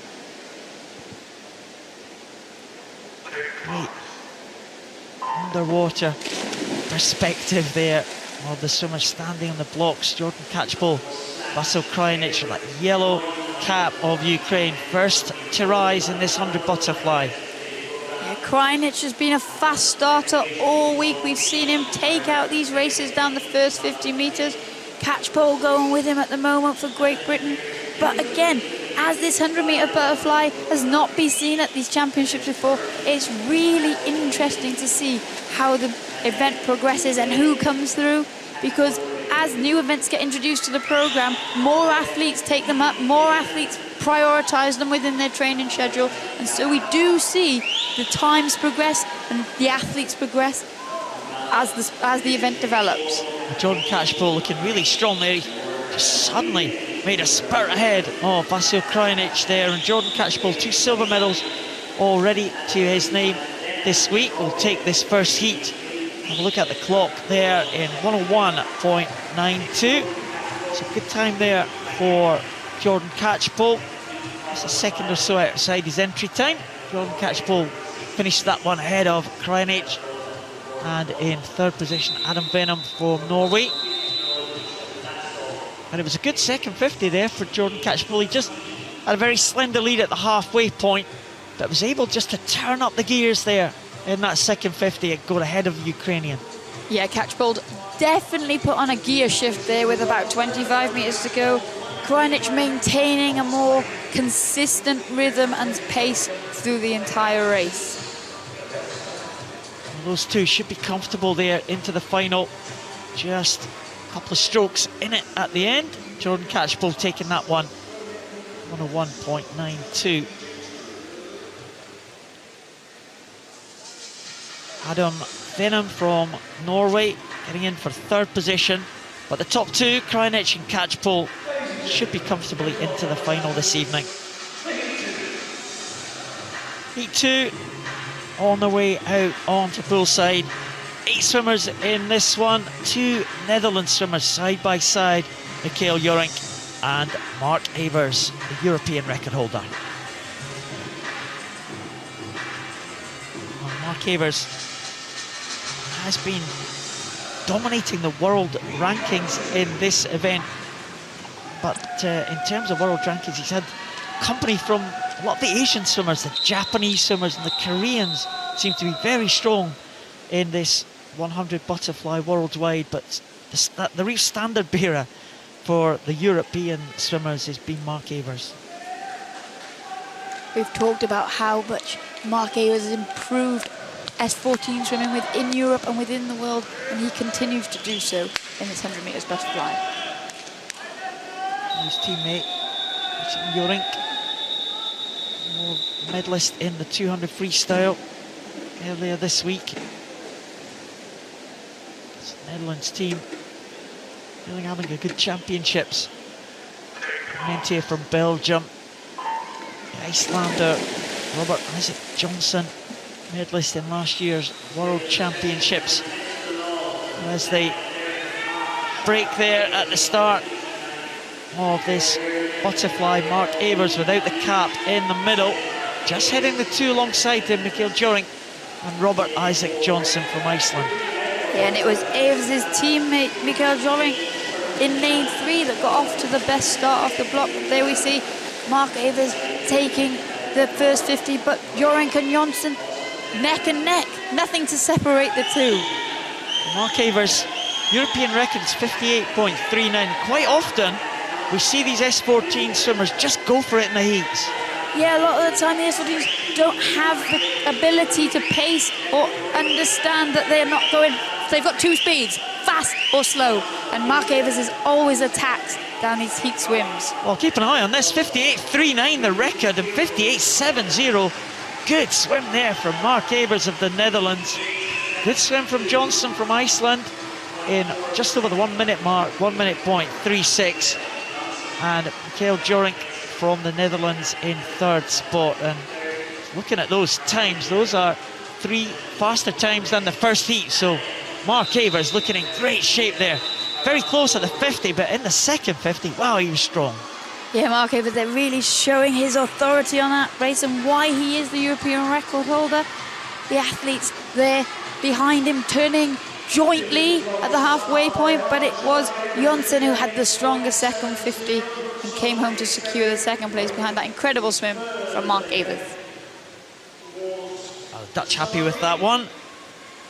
Big Mark Evers flag here in the arena.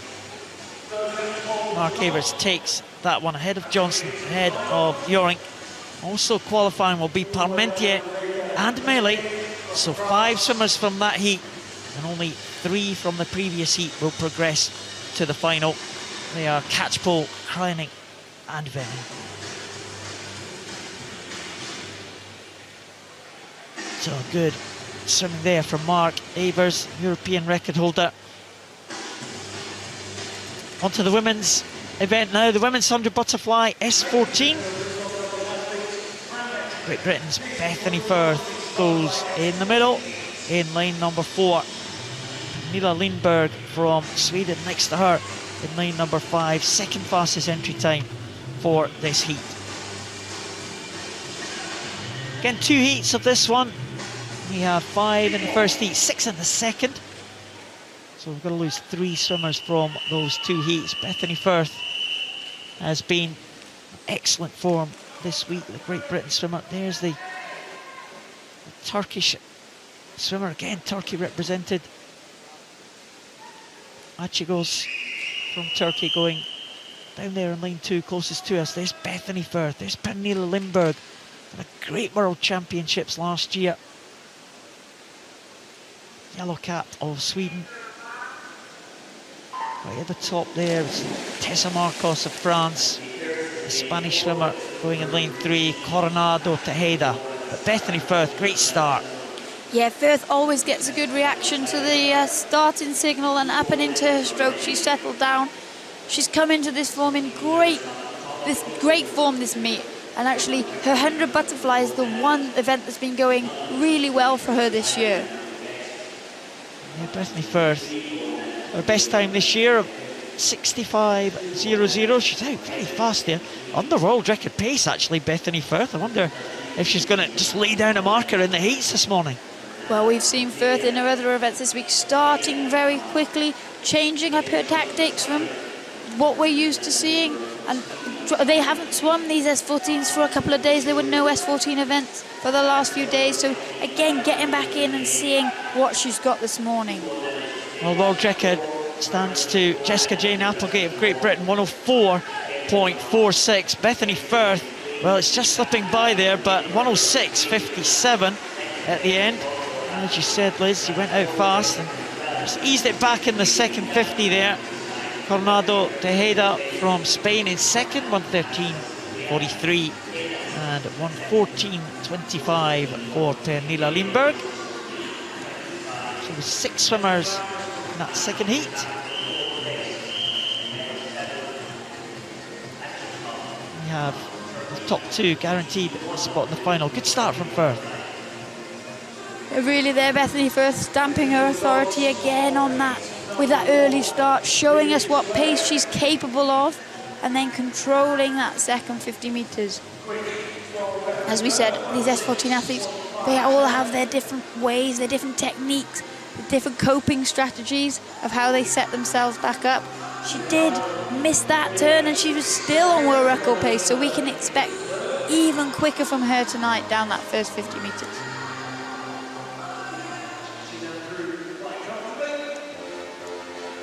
Bethany Firth into the last 5 here. She's easing it down at this point. And she'll take that one in 106.57.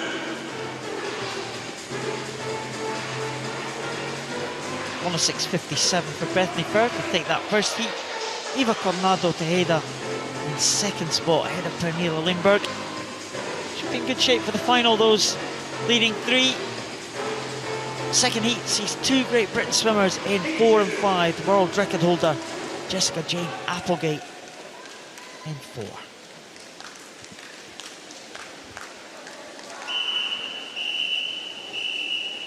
Jessica Jane Applegate, 2 silver medals already this week. Is this her chance to take gold in this 100 butterfly? Marita Suko from Estonia goes in 1. The Spanish swimmer Michelle Alonso Morales in 3. Applegate goes in 4. Louise Fides, great breaststroke race to take gold a few days ago. She goes in 5.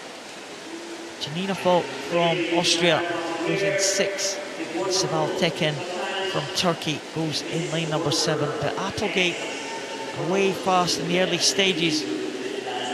Louise Fides has got a very, very strong second half of all her races this week. So I wonder if she can challenge then that second lane. Applegate though, 30.22. Very good split there. Alonso Morales of Spain, the breaststroke world record holder, also getting off to a good start there. But Jessica Jane Applegate, even though this 100 metres butterfly is new to the programme for the S14 swimmers, she really does enjoy it, and she has swum it a lot at home on the domestic circuit with her club, and she uses it to train for her endurance for the 200 metres freestyle. Well, talk about endurance. Louise Fides has been excellent in the closing stages of her race, but here's Applegate coming in, 105.78. Good swim there from Applegate. She'll be fastest into the final. Louise Fides is in second there, 106.54. She'll be second fastest, just 3 100ths ahead of Bethany Firth. So Great Britain will be 1, 2 and 3 into that final this evening. Jessica Jane Applegate, good swim from her, 105.78, so she will be the one to beat tonight. Yeah, she looked comfortable. As I said, she really enjoys this event. And Louise Fides for company there, finishing strongly as we've come to expect from all her events. And Michelle Alonso Morales of Spain consolidating her 3rd place. Well, Jessica Jane Applegate satisfied with her morning's work. She'll be pleased with that one. 105.78 for Applegate. 106.54 for Fides. And Alonso Morales also be in the final. 114.99. Janina Falk will also make it into that final this evening.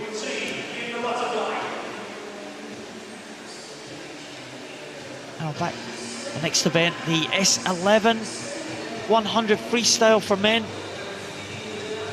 Really enjoyed watching the S11 races this week. They've been very, very eventful. Women's races in the S11 class have been fantastic, haven't they? Great quality.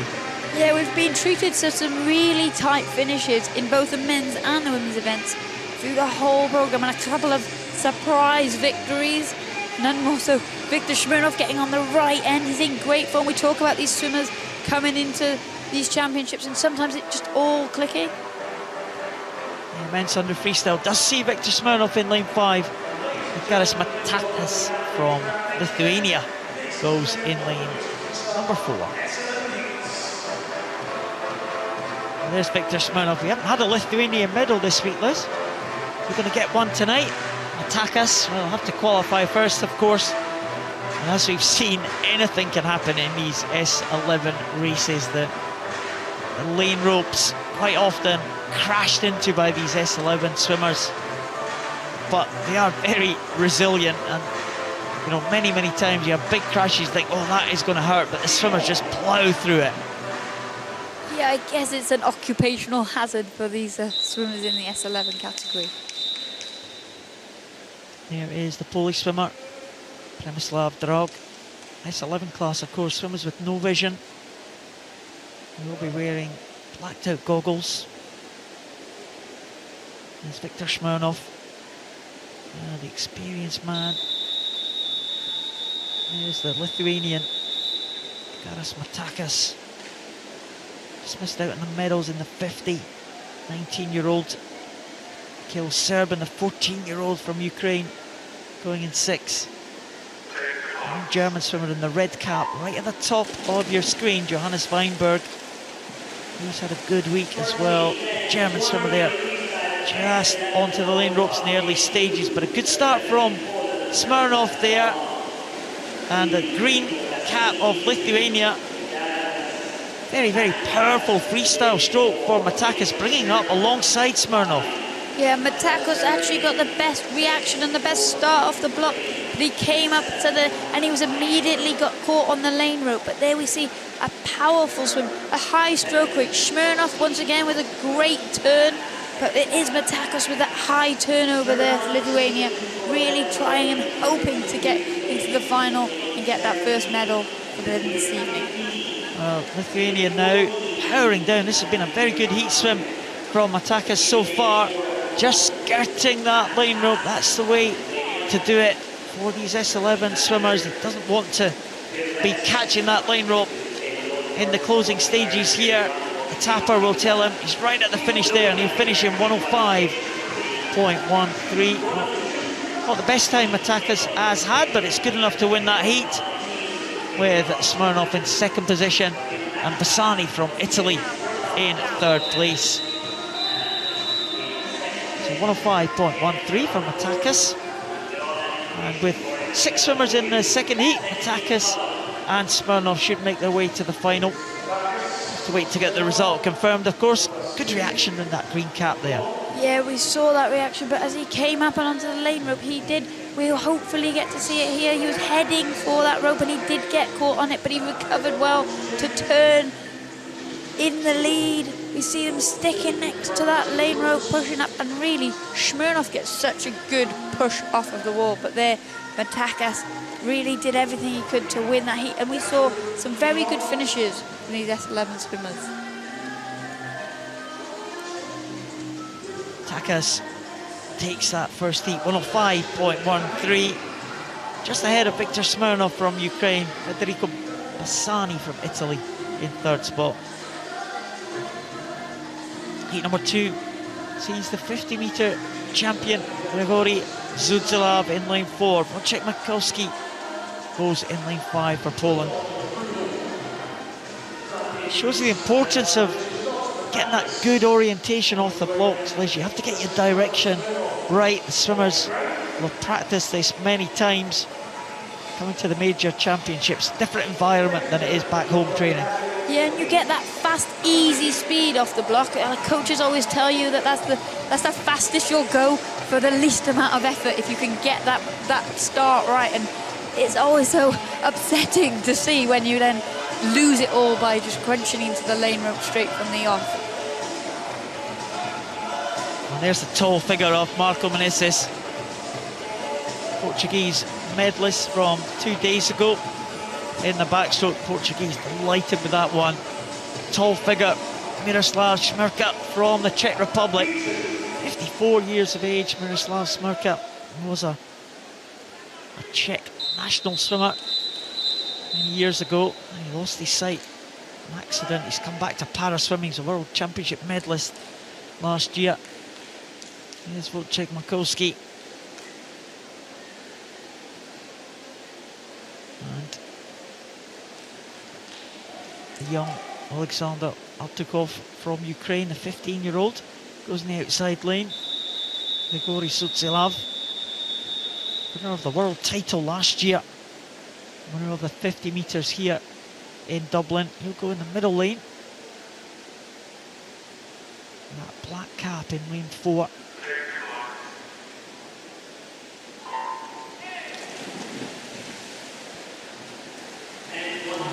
Good start there from Salvatore Urso, Good reaction from the blue cap of Italy.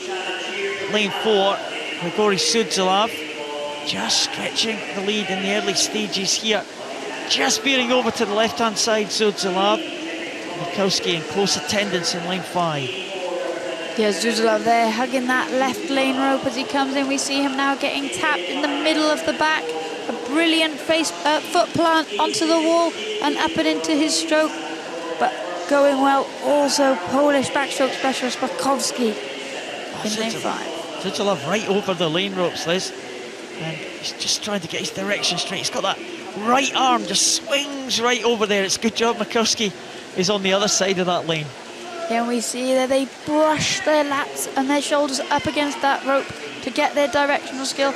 And here we see Zuzulov coming into the wall, 59.79, dipping under that 60. That's a great swim there. Yeah, excellent time there for Zuzulov. His entry time was 101.27, so he'll be really delighted with that one. Zuzulov, a great swim under the 1 minute mark, so excellent swimming there from Grigori Sudzilov of Belarus. It was Makowski in second position there, 103.67. And third place was Smirka in 105. So those 3 times very fast there, and they will feature in the top places when they get into that final this evening. Zuzulov really forged ahead coming up from that underwater with a body length lead, and he got it all right. And that's an example of what happens when everything goes your way in these S11 races. You get those good times considerably quicker, but again, you have to repeat it in the final. Yeah, he did everything right there, Sudzilov. Got his reward, a great time for Grigori Sudzilov from Belarus in that second heat of the men's under freestyle S11, under the 1 minute, 59.79. Wojciech Makowski in second, Miroslav Smirka in third place. And we'll progress to the final with those times. And it looks like we'll have 2 Italians in that final too. Federico Bassani, Salvatore Urso will make it through to that final. Men's under freestyle S12. 2 heats of this one again. First heat sees the 2 very experienced Ukrainians, Maxim Varaksa, Sergei Klipper in the centre lanes.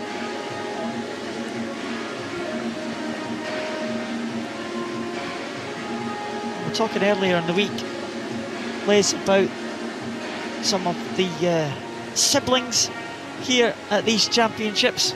And one of the Sirovachin twins from Moldova goes in this one. We don't see the other twin in this race. They were side by side the other day. But this man, Maxim Varaksa, well, what a record he has with that traditional cap that we always see him in. Yeah, he doesn't like the feeling of the silicone tie cap, so he goes with that mesh one. Works for him though. So the red cap of the Iceland swimmer, Mar Gunnarsson, he goes up there in lane number 6. Good start from Maxim Varaksa there in the centre lane. Sergei Klipper 1 lane up from him. The Ukrainians will be real favourites for this one. Good contest there. Closest to us, Kaimar Kalma and Sergei Sirovachin, Moldovan swimmer and the Estonian. But it is Maxim Varaksa and Sergei Klipper leading them through there. 2 Ukrainians looking good in the early stages. They're very contrasting styles, and they are really side by side, so we can compare them. Varaksa there, that long, slower, powerful stroke. Klipper going for that slightly higher stroke rate, but both leading them to similar times.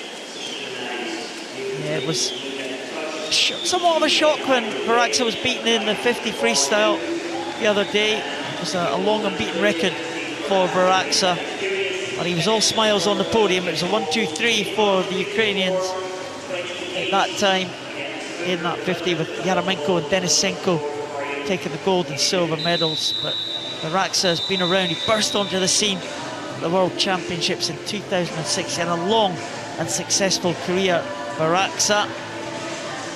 But just, he's dominated these events in the S12 freestyle class, and he's home in front of his teammate on this occasion. He'd dearly love to win another title, I'm sure, Varaxa. Yeah, Varaxa's just built for sprint freestyle. He's got very long arms, a big frame, powerful shoulders, and there was a time where nobody could rival his power. Maxim Varaxa takes that first heat, 54.28, just ahead of his teammate Sergei Klippert. Taimar Kalmar of Estonia, third place, ahead of the Icelander and the Moldovan.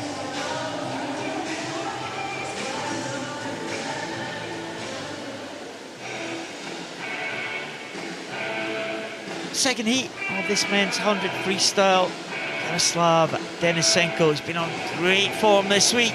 He goes in lane number 4. Great Britain's Stephen Clegg in 5.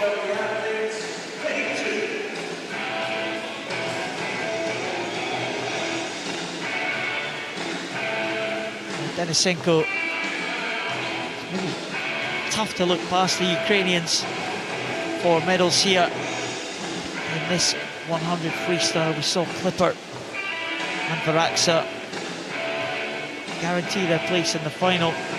This man, Denisenko, well, he's going to be very, very tough to dislodge. 3 gold medals already to his name this week. Yes, Fabrizio Sottile had a good swim in the relay yesterday.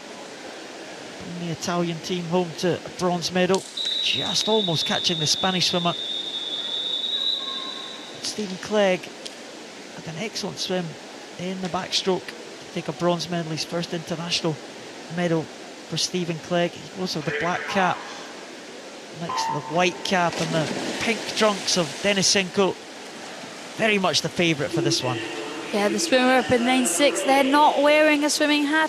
It's a 13-year-old Belarusian, Sotnikov, and we know how strong the Belarusians are in these visually impaired events, and maybe he is the next wave to come through. But up here and into the lead and comfortably down this first 50 metres, it is going to be Yaroslav Denisenko turning in 25.57. Denisenko, 25.5, so he's comfortably in front of Stephen Clegg there, and looks like in third position Fabrizio Sottile. Denisenko, well, he won the gold medal in the 400 freestyle.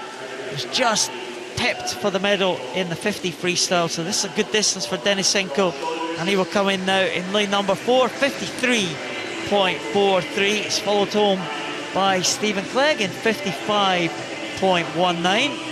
So good swims there from the 2 at the front of the field. Denisenko will be fastest into that final this evening.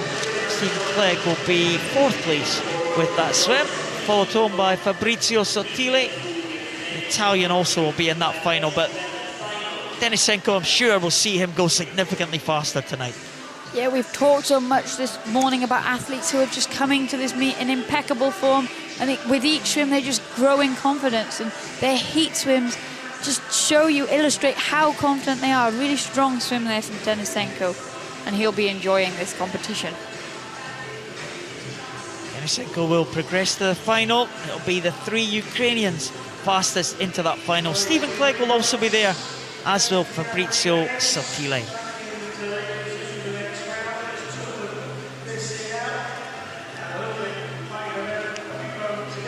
And the next event, as we progress through the heats this morning, is the men's 100 butterfly S8. A few more heats this morning for us to enjoy. It's been a quick morning, Liz, lots of action. Yes, we've been so fortunate with the action in the heat sessions and the final sessions at this competition. 4 swimmers in this first heat are the men's 100 butterfly S8. Mikhail Golas, already a double champion here at these championships. He goes in lane number 4.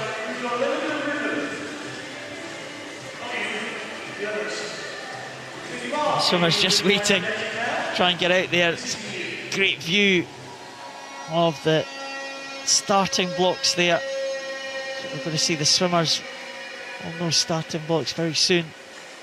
as they come out for this 100 butterfly. Again, we've just got 9 swimmers in this one, so just 1 swimmer to lose from the 2 heats. It's the S8 class. And Michael Golas from Poland. It's really been excellent. He won the 50 freestyle, he won the 100 freestyle. Michael Golas, the swimmer there in the centre, just with the use of that one arm. Yeah, Michael Golas, he used a butterfly type stroke in that freestyle event, so we were aware of him being on very good form and having very good speed. But he also swims very good, well-controlled heat swims.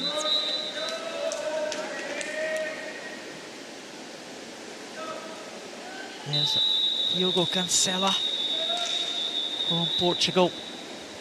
Portugal having a good championship so far. Cancela very close to the medal positions, a 16-year-old.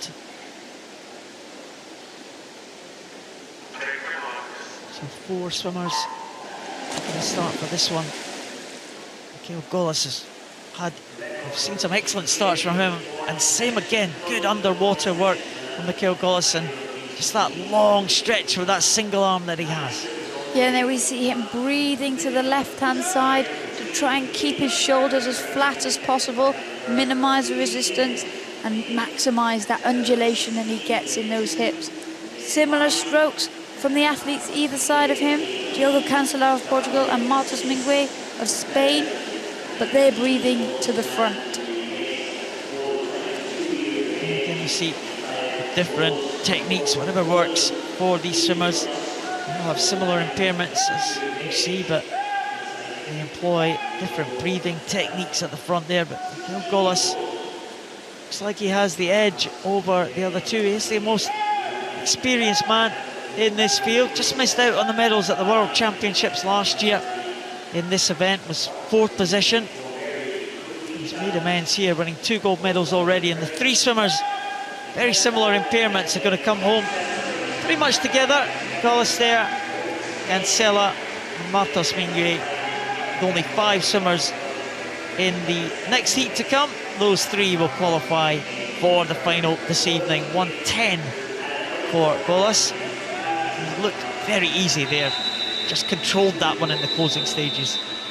Yeah, Golas got off to a great start, as did Cancela for Portugal, but once he was up, the Polish athlete had that advantage, and then he could just relax into his stroke, control from the front of the field, and set himself up for a place in the final this evening.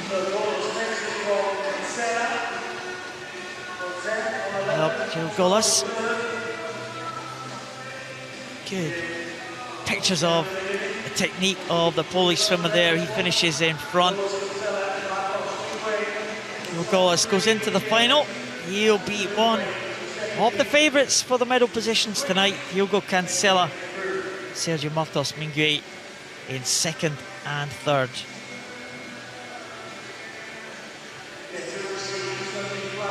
Now the second heat. First time we've seen the Bosnia and Herzegovina swimmer, Herman Memic, goes in lane number 2. The Paralympic gold medalist, Timosenis Michlinzakis, goes in lane number 4.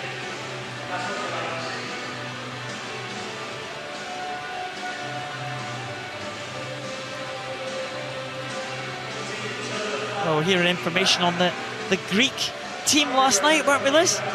We were trying to get our pronunciations right, weren't we, Paul? We were. Not sure if we quite nailed it, but we're not too far away. We'll get there. Irish swimmers. Swimmers? Supporters? They might be swimmers. They're not swimming today. They're supporting the team in the gallery. Michlinzakis. He has been an absolute sensation, the Greek swimmer, over the last couple of years. There's some of the GB supporters in the gallery today. There he is, the Greek swimmer. Excellent couple of years he's had. Giamprecotti from Italy. There's Andreas Olnea. There is Herman Memic from Bosnia-Herzegovina. He'll go closest to us. He's in lane number 2. Carlos Carlos Martinez Fernandez, the 19-year-old from Spain, goes in 3.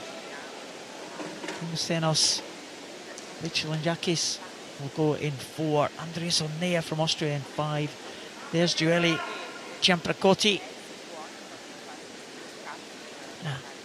Colourful outfit for the Greek swimmer. It's so that we can spot him really easily. Well, he is very much the favourite for this one. I wonder if those colourful trunks will be out ahead of the rest. I would expect them to be.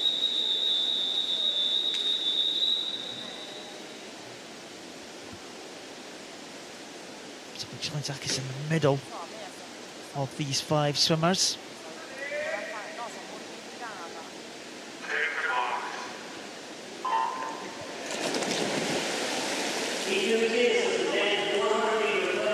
Yeah, we see Michelinjakis getting up and into his stroke, using that underwater well. He does have 2 arms, but he's not have any shoulder rotation in that right arm. So we see the first 3 athletes at the head of the field at the moment, all employing that single arm butterfly technique. He's just had, as I said, a great couple of years. The Greek swimmer won the Paralympic title in Rio. It was a very, very close race indeed, but Michelinjakis came away with that gold medal, and it was a surprise victory, as I said, but he followed that up with another sensational gold medal in the World Championships last year, and he's going now for the treble. He'll love to add the European titles, so we have the full set of the major medals. And Michelinjakis now coming away from Andreas Onea, the Austrian swimmer, already been a medalist this week. Michelinjakis too, already a gold medal to his name in the individual medley. Well, he will touch first in 1:07.08. Again, he'll go significantly faster than that this evening. World record stands at 59.19. I expect the Greek swimmer to be very close to the 1 minute mark, and European record held by Denis Tarasov, and that could well be challenged as well, 1 minute 0.75. So Michelinjakis will watch out for him in the final, but he's safely through those heats at a time of 1:07.08.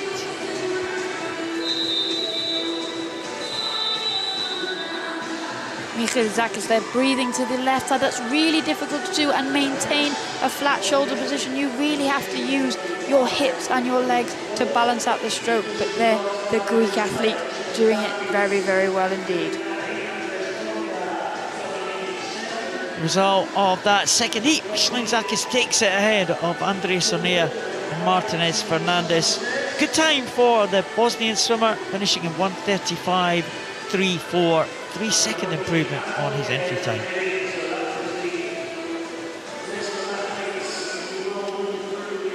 Next heats we will see are the women's S8 butterfly.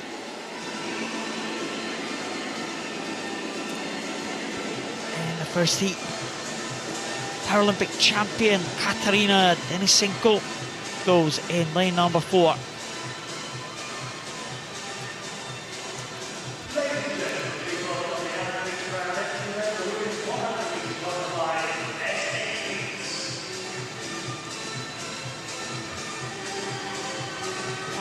Five swimmers in this first heat. We have 6 swimmers in the second heat. So positions, the fastest 8 swimmers, of course, will progress to that final. Here's the Paralympic champion, Katarina Denisenko. Has a great record in this event. Denisenko, I'm leaving to experienced Danish swimmer. She goes in lane number 3. Medalist this week in the freestyle events. I'm leaving to Megan Richter. Well, she's been well represented on the medal podium this week with a couple of silver medals. Megan Richter, she goes in lane number 5, but the favourite, Katarina Denisenko, will go in the centre lane in lane number 4, blue cap. Yeah, there Denisenko getting away well, but it was Great Britain's Megan Richter who maximised her 15-metre allowance underwater there for that butterfly kick.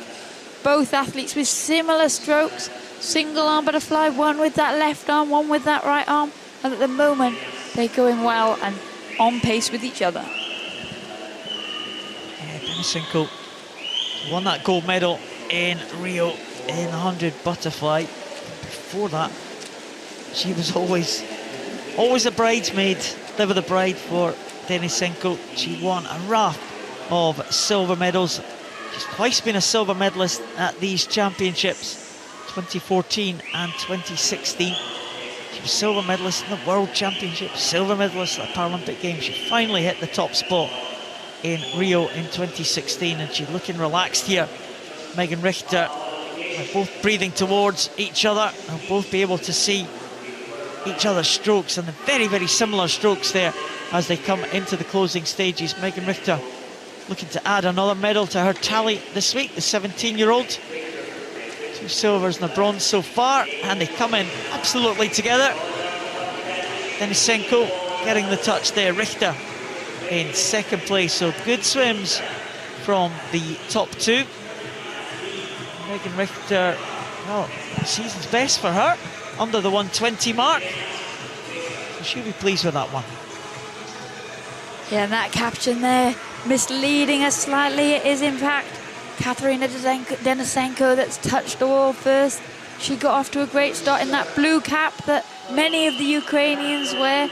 Very different strokes, similar from the top of the water, but the way that those athletes were driving their strokes different there, and all coming down to a very close touch. Just a 1/10 of a second separating the two athletes. Denisenko there with that hip drive, that long stroke, really conserved, really relaxed. We'd expect her to go quicker this evening. Yeah, absolutely. Denisenko has been closer to the 110 than she has to the 120. Oh, and I think we're getting an indication that might be a disqualification here.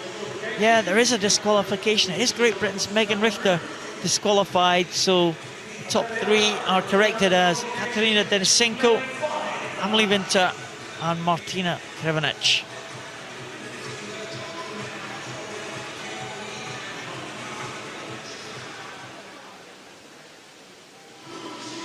Second heat, making their way out onto pool deck now. Naya Zudari Borezzo in lane number 2. Claire Supio will go in 3, and Alice Ty, the favourite for this one, goes in lane 4 for Great Britain.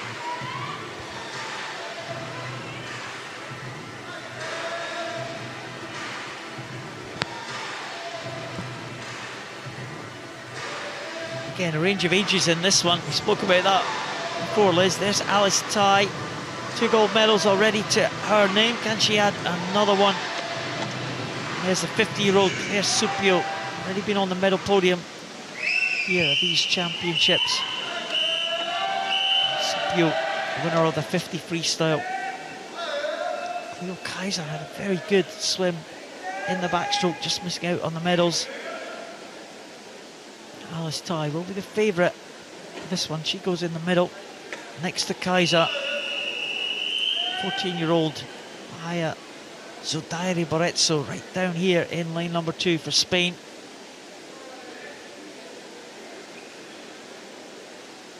The youngest in this field, next to the oldest in the field, Claire Supio of France, 1 lane up from her. Tina Francesca Palazzo, the Italian, goes in 6. Anna Maszek from Croatia in 7. Yeah, and there we see the athletes, most of them coming up and into the stroke. That double arm butterfly of Alice Ty, up and powerfully away and into the lead at the 25-metre mark. A tussle going on behind her at the moment. The best at the rest right now is Cleo Kaiser of the Netherlands with that strong single arm butterfly that we can see breathing to the right-hand side. Alice Ty going out fast here in 32.87.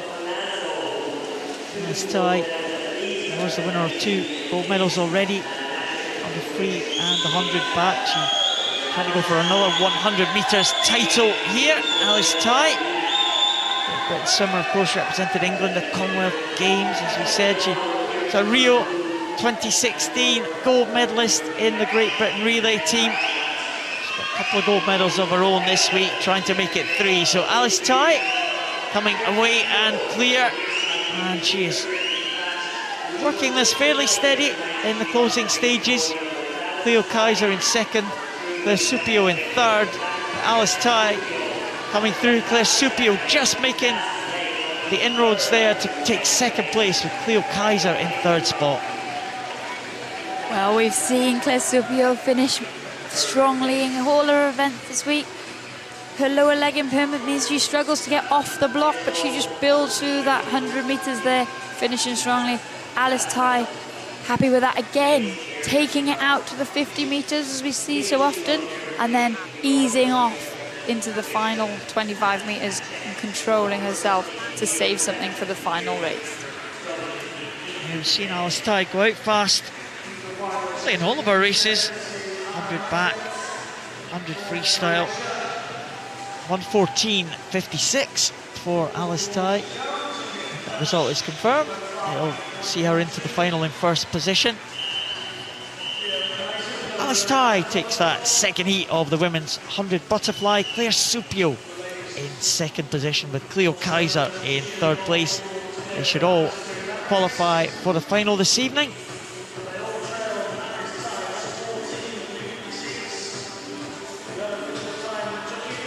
Men's 100 freestyle S13 heats are on their way.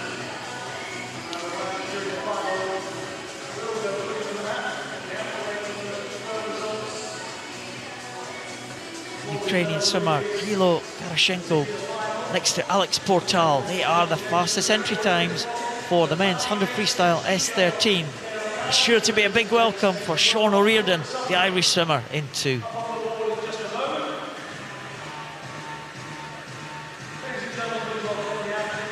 Irish fans getting poised to welcome one of their swimmers in.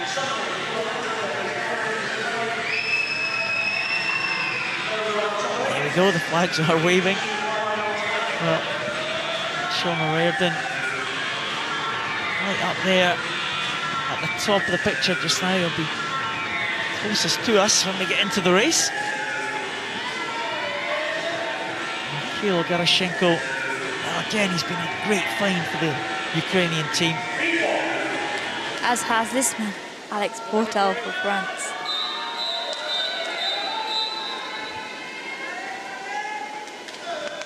Kirill Garashenko, the oldest in the field, at 20. Wow, we seem to be talking about age a lot. We do. It's amazing how these youngsters are coming through, though. Garashenko next to Portal in line 5, next to Jastrzewski for Poland in line 3. O'Riordan would dearly love to make his way into the final. Might be a tough ask for the Irish swimmer here, because Garashenko and Portal have been in great form this week. Yeah, and we've seen again these 3 athletes in the centre lanes pulling away, but if O'Riordan can stick with them and use the crowd to cheer him on to a quick time, then he could have an outside chance for an outside lane. But here we see Garashenko going really well down that first 50 metres and leading out. Jastrzewski from Poland also right there in lane number 3 at the halfway point, but as they go down this second 50 now, Garashenko and Alex Portal pulling away from the others. Garashenko now stretching into the last 5 metres, and here he comes into the finish. 54.62 for Garashenko. Portal in second, Jastrzewski in third position there, and in fourth spot was Thalasso Engel, the young German swimmer. And fifth place was Sean O'Riordan from Ireland. So himself half a chance of the final, but it'd be quite tough to see Sean O'Riordan in that final tonight. It was a good time, 101.45 for the Irish swimmer, but out at the front it was Garashenko in 54.62. He won that comfortably from Alex Portal of France.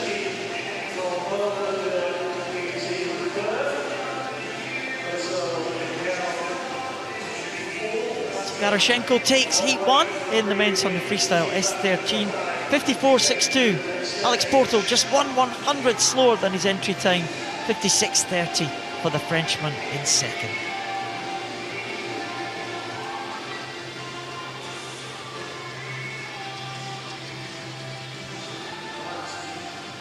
Familiar figure of Ihar Boki of Belarus goes in the centre lane in the men's 100 freestyle S13.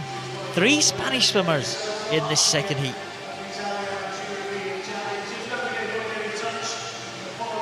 Ihar Boki has been on incredible form this week. 5 gold medals so far. This could be number 6. He is the favourite for this one. He's the world record holder. He's also flirted with a number of his world records, just missing out by tenths of a second in a couple of events. So we know he's in good form, and we all love to see those world records go. He's an incredibly consistent swimmer, Ihar Boki. As the Irish fans really enjoyed themselves here at these championships. Great to reward the fans with another medal for the host nation. There's the Belarusians. They'll be looking forward to the great man, the multi-medalist Ihar Boki. He's been a multi-medalist in lots of the competitions, and very often you see that Ihar Boki, when you look at the medal table, he beats most of the countries in the competition just himself alone. Yeah, we've said it before, the Belarusians, they don't have a big team, but they do have a very strong team. The athletes that they have always perform. Now Ihar Boki's been helped out in the medal table by the man we just saw there, Grigory Zudzilov. 5 gold medals so far for Ihar Boki of Belarus. World record holder goes in the middle, next to Ivan Salguero Ortiza from Spain. Boris Sanstamayo, that's him in lane number 6. The red cap of Ortiza, black cap of Boki. Boki again with just such a quick reaction time to that start signal, and a very effective and efficient underwater kick doing that 50 metres, and he just comes up and he's already a body length ahead. We'll just keep an eye on the splits for Ihar Boki. Sure, he's going to have a crack at this 100 freestyle record. Well, when he did the world record time back in the World Championships at Glasgow in 2015, he went out in 24.56. He's gone out 24.57, Ihar Boki. And he's got such a powerful stroke, a great recovery. He never even looks like he's going that fast because he's just supreme with his technique. Oh, just keep an eye on the clock. 50.85 is the world record, and Ihar Boki is not going to be far away. Wow, 51.23 in the heats. Wow, 0.4 of a second outside his own world record time. And Ihar Boki, I think he's determined to get at least one world record this week. Well, he deserves at least one world record this week. He's coming and he's swim impeccably well in all of his events. He does dominate a lot of them, but he never ever just gets in and tries to win that gold medal. He always gives it everything he's got and tries to better his own personal bests. Oh, Ihar Boki, 1/100th of a second outside world record split at the halfway point. Just 0.4 of a second outside world record split at the end. Wow, my goodness, what are we going to be in for tonight? This could be fantastic for Ihar Boki tonight. A 6th gold medal, very definitely on the cards for Ihar Boki. 0.4 of a second outside his own world record to take that second heat. Ivan Salguero Ortiza in second, Kamil Ryselski from Poland in 3rd position. Well, I look forward to that one, Liz, tonight. Yes, we've been very fortunate to have records, world records in every session so far bar one, but then we were still treated to European records. So more excitement tonight. Men's 200 metres individual medley SM10. A great Italian find of these championships, Stefano Raimondi in lane number 4. Patrick Kowalski from Poland. He goes in lane number 2. That's Dmitry Vanzenko going in lane number 5. In lane number 6 is Tadej Strasik from the Czech Republic. Stefano Raimondi will wear the green trunks and the black cap of Italy. And he's somewhat of an unknown quantity for us coming into these championships, but he's shown his strength in all of the strokes so far, so this individual medley could be well suited to the Italian. Yeah, well, he made us take note on day 1 when he started with an impressive victory in that 100 metres breaststroke. We say so often, it's a telling leg of these 200 metre individual medleys. And Raimondi there has started well, leading out this field down the first 50 metres. Vanzenko, silver medalist at the last European Championships, following the Italian in the early stages. But Raimondi has had such a sensational week. A gold medal on day 1, of course, in the breaststroke. He's also got a bronze medal in the butterfly, a silver medal in the backstroke, and also 2 bronze medals in the freestyle events, the 50 freestyle and the 400. So a real all-rounder, and he's looking in good shape here. 3.5 second advantage at the halfway point ahead of Vanzenko, with Kowalski in 3rd spot, just staying ahead of the Spanish swimmer Vaquero Ajeno. Yeah, Vanzenko there in that red cap of the Ukraine, also going very well. His breaststroke looking strong. He's working harder down this breaststroke leg than Raimondi, who's stroking out with that long, strong stroke. But there we see now Vanzenko trying to get back on terms, but Raimondi looking in control. As you said earlier in the week, Liz, that the breaststroke, when you know you're in front, you can see you're in front. It's a stroke you can take it easy and just relax on that breaststroke, and on the freestyle, of course. Yeah, I think Raimondi, he's done the work in the first half of this race, and now he's just stretching out and relaxing and taking the victory. Vanzenko, though, trying to come back strong. It's always nice to get on level terms and take the victory into the finals from the heats, but here Raimondi really was led from the start. Raimondi touches in 2:16.95 ahead of Vanzenko, 2:19.32 for the Ukrainian. 5 swimmers in the second heat, so the top 3 here will qualify for the final. Sergio Vaquero Asensio from Spain in 3rd place, 2:28.74. So there is Stefano Raimondi. Going to that final, I expect him to be significantly faster tonight. That was a really easy second half of that IM. Yeah, Raimondi got off to a great start down that butterfly leg, and then really he worked the backstroke and gave himself that advantage, and then he could just stroke out the second half of the race. Well, Raimondi, wonder if he can pose a challenge to the swimmers in this next heat. We've seen Ukrainians really dominate this event over the last few years. Stefano Raimondi takes that first heat of the 200 metres individual medley SM10 ahead of Dmitry Vanzenko.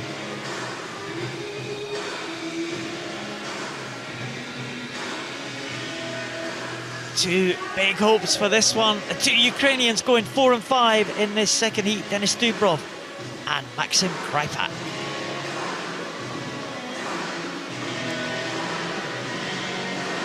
Dubrov is the Paralympic champion from Rio in 2016. He's got 2 European titles to his name, 2014 and 16. Also a World Championship title back in 2015. But there's Krypat. He's been in good shape this week, winning 3 gold medals already. Minciotti, the Italian, goes in 3. Ludwig Nuren from Sweden in 2. And Urasan Özer from Turkey up there in lane number 6. But tough to look past the Ukrainians for this one, Liz. Yeah, these two Ukrainians in the centre lanes, Dubrov and Krypak, really did step it up at the Rio Paralympic Games, and they dominated the S10 events across the board. Yeah, probably only the great Brazilians challenged the Ukrainians in their home Paralympic Games in Rio. But these two real stars of those Rio Paralympic Games, Maxim Krypak, just appearing for the first time in Rio, silver medalist in this event behind his countrymate Denis Dubrov. Krypak looking really excellent there. He won the backstroke. That's a really good technique on that backstroke, looking very, very relaxed indeed, but I can assure you, very powerful. Yeah, Krypak will look to get a lead. Dubrov is the stronger breaststroke of the two athletes. Pretty evenly matched down the freestyle as we saw in the 50. But there, Krypak in that yellow hat has given himself a good start. And now we see Dubrov. Just the ease of Dubrov's stroke there. We can see from that above the head shot there. The black cap starting to stroke out, and a longer stroke for Dubrov. Already now up with his compatriot Krypak. Dubrov stretching away from Krypak. He won 100 butterfly Dubrov yesterday by just hundredths of a second from Krypak. Great battle between these two, and Dubrov uses that breaststroke there, just leading Krypak, but Krypak, I think, is just going to let him go. Yeah, both athletes with a busy program at this championships, and both know they're in great form. Doesn't really matter what lane you're in the final, as long as you're in the final. So yeah, Krypak won't worry too much about the fact that Denis Dubrov is going to take the victory in this heat. Well, two Ukrainians coming in together, 2:13 for both of them. They will be the two fastest into that final. Coming home is Menciotti in lane number 3 at a time of 2:21.40. He will also qualify for that final, but Dubrov takes that one. 2:13 for Krypak, and for Dubrov will be in 4 and 5 for the final tonight. Stefano Raimondi will be in lane 3, and I wonder if the Italian can challenge the two Ukrainians. It's going to be a great race, whatever happens. Yeah, Raimondi there. He did surprise Dubrov somewhat in that 100 metres breaststroke right at the start of the championships. So the athletes are fairly evenly matched, and we're in for a very exciting head-to-head.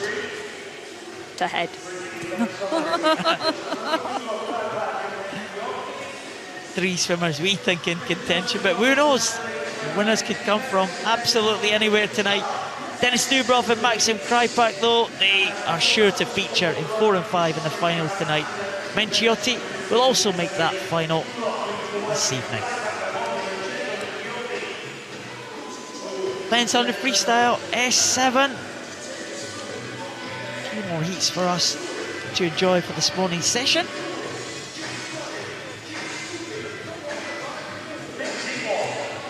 And the two Ukrainians who battled it out for the 50 title last night go in heat 1 of this 100 freestyle S7. So Bodaiko and Trusov, what a great swim they had against each other last night. 0.1 of a second separating the two Ukrainians. I've just seen a Ukrainian head-to-head. Could be another one here in this 100 freestyle. Karlo Kanisevic up there for Croatia in lane 6.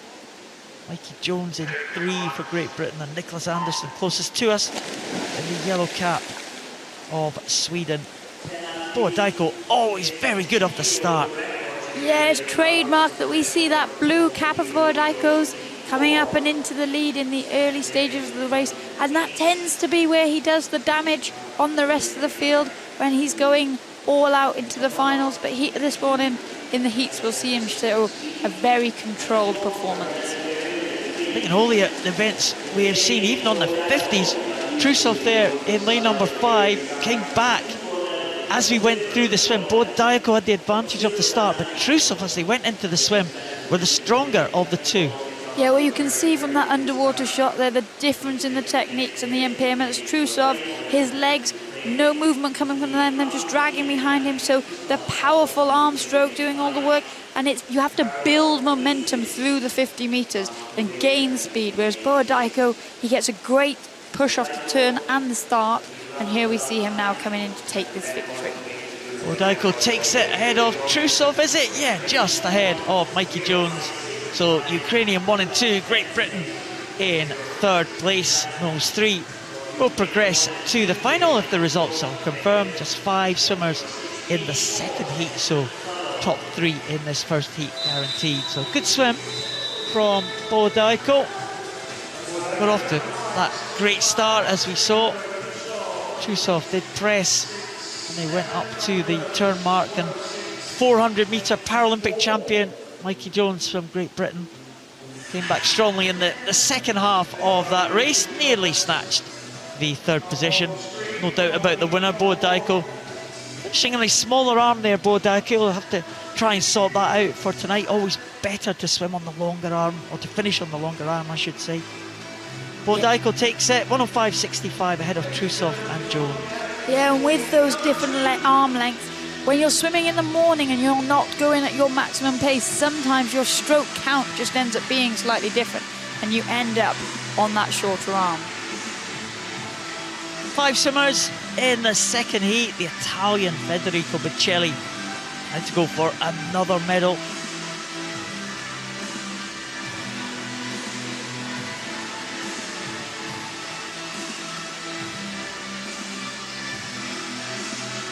Biccelli, another one of these newcomers to the Italian team.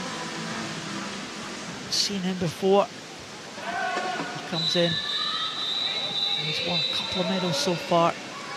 Silver medal in the backstroke, bronze medal in the 50 freestyle. He came from quite far back in the 50 freestyle. He didn't get off to a very good start. Biccelli, his impairment didn't let him get off the start well. He came through in the closing stages to claim that medal. Here's Bogdan Frenenko of Ukraine and powerful Tobias Polap of Germany. That red cap. Tobias Polap, the silver medalist at last year's World Championships, looking to try and get on the podium again. There's Andres Skar Bjornstad, better known as a 400 swimmer, so the Norwegian should be strong in the closing stages here. Yeah, and there we see Tobias Polap getting away well in lane 3 for Germany. He is a sprinter, he does enjoy these fast races, and so we know he's got the power. But here we see now in lane 4 already Federico Biccelli of Italy gaining that momentum and starting to come back with just the use of his arms. He powers down his first 50 metres, gaining his momentum. Will be Biccelli and Polap together, 9/100ths of a second separating them. Polap had a good turn there, that red cap of Germany. Polap is one who, again, has been a mainstay of the German team over the past few years. They've had a bit of a changeover, a lot of youngsters coming through now, but Polap's certainly one they'll look up to. Yeah, and Polap really come into form as he's got older and stronger, and we see him here really enjoying his swimming, and that's being reflected in the times that he's producing. Polap may well just take this ahead of Biccelli. All on the touch, and it is Polap, just 0.1 of a second. Frenenko came through strongly, the Ukrainian, and the Norwegian Bjornstad in 4th place, just getting the touch over Antirada. I wonder if that is going to be enough for Bjornstad to qualify for the final. I think, yeah, he might just scrape in there to the final, the Norwegian. Again, as I said, the 400, very much a strength for the Norwegian still to come for this class. But very good shots again, very close there between the two swimmers at the turn. Yeah, and a great indication there of how their impairments affect them differently. Biccelli charging down into that final wall there, but Polap getting that push off the turn, and that is why when people ask about the classification system, that's how it pans out, that's how it's fair, because different impairments have different strengths at different points within the race. Tobias Polap takes that one ahead of Federico Biccelli, Bogdan Frenenko. Andres Skar Bjornstad will make it into the final this evening for Norway. Final set of heats for us this morning, the women's 100 freestyle S7. 3 Swedes in this first heat. Anna Hontar from Ukraine, she goes in the middle lane.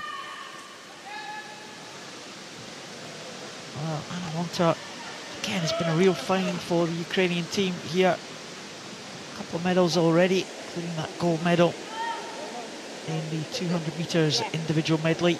As part of that teenage podium we had a couple of days ago in the backstroke. Number 5 is Agnes Kramer. She's been good. 2 bronze medals already this week for this young lady, the classic Claire Maitland. There's Anna Hontar just being assisted onto the blocks. The S7 class, of course. Some of the swimmers will be allowed assistance. So different starts. Some swimmers from the blocks, some swimmers even from the side, Liz. Yeah, there we saw in lane 1, Eva Toth of Hungary getting away off the side of the pool rather than using the block. And again, it's about maximising what your opponent will allow you to do and where you feel more confident to set you up for the rest of the race. That silver cap of Anna Hontar of the Ukraine, the young 14-year-old, already making a name for herself at this championships. And there we see, even though she was slower off the blocks, now she's up and into her stroke and coming into the wall to take the lead at the turn. Hontar 36.29 at that turn. So Claire Maitland very strong in the closing stages of all her race. The Swede in lane number 3 and her teammate Agnes Kramer also pressing for the lead, but Hontar in the middle of those 3. It's a close contest, this one. Yeah, Agnes Kramer always starts well, but it is these 2 athletes on the inside of her with those strong arms, no use of their legs, just building through, gaining momentum as the 50 metres goes by and they get close to the wall. They're actually at their quickest swimming speed. Well, Anna Hontar looks like she's going to take this one at an entry time of 1:17.25. She's just outside that. Good swim from Agnes Kramer there, pretty much still on her entry time. And also the classic Claire Maitland, 1:20 exactly. So a good improvement for her. She's been on good form, the classic Claire Maitland, this week. But Anna Hontar getting that sit start, better start, you said, Liz, from Agnes Kramer, that yellow cap of Sweden. Yeah, and here we see as Hontar comes into this turn. We didn't get to see the turn, but she doesn't use a tumble. She just spins herself around and back up and onto her stroke. Hontar with body length lead there at the end over Agnes Kramer, who had a good finish, just to pip her teammate at the end there. Kramer's finished just enough for second place. Anna Hontar takes that first heat ahead of the 2 Swedes, Agnes Kramer and Nicola Sinclair Maitland.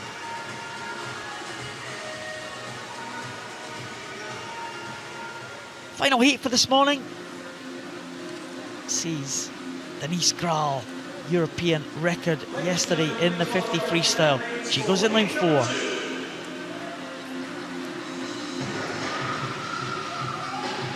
Great to see Denise Graal in such good form, Liz. Yeah, she's always shown such promise, about always just been on the end of the wrong result. A lot of silver medals to her name, and it's great to see here, as you say, Paul, that she's finally, all the work that she's put in is coming to fruition. She's getting some gold medals and some victories. There's the Israeli swimmer, Ariel Alevi, in lane number 3. There is one of the German swimmers in this one, Katharina Rössler. There's Denise Graal, European record last night in the 50 freestyle. Double the distance this time. Laura Meister from Switzerland, young 15-year-old gold medalist in the backstroke a few days ago. Denise Grahl very much the favourite for this one. Full 8 lanes in this heat. 2 Turkish swimmers right at the top there. Sahin, Andromesa Omanci, Judith Rollo-Marachal also in the field. Spanish swimmer in lane 6, Mari Mäkinen from Finland in lane 2. But Denise Grahl in lane number 4, away fast, and she's the favourite for this one. European record held by Kerstin Brun of Germany.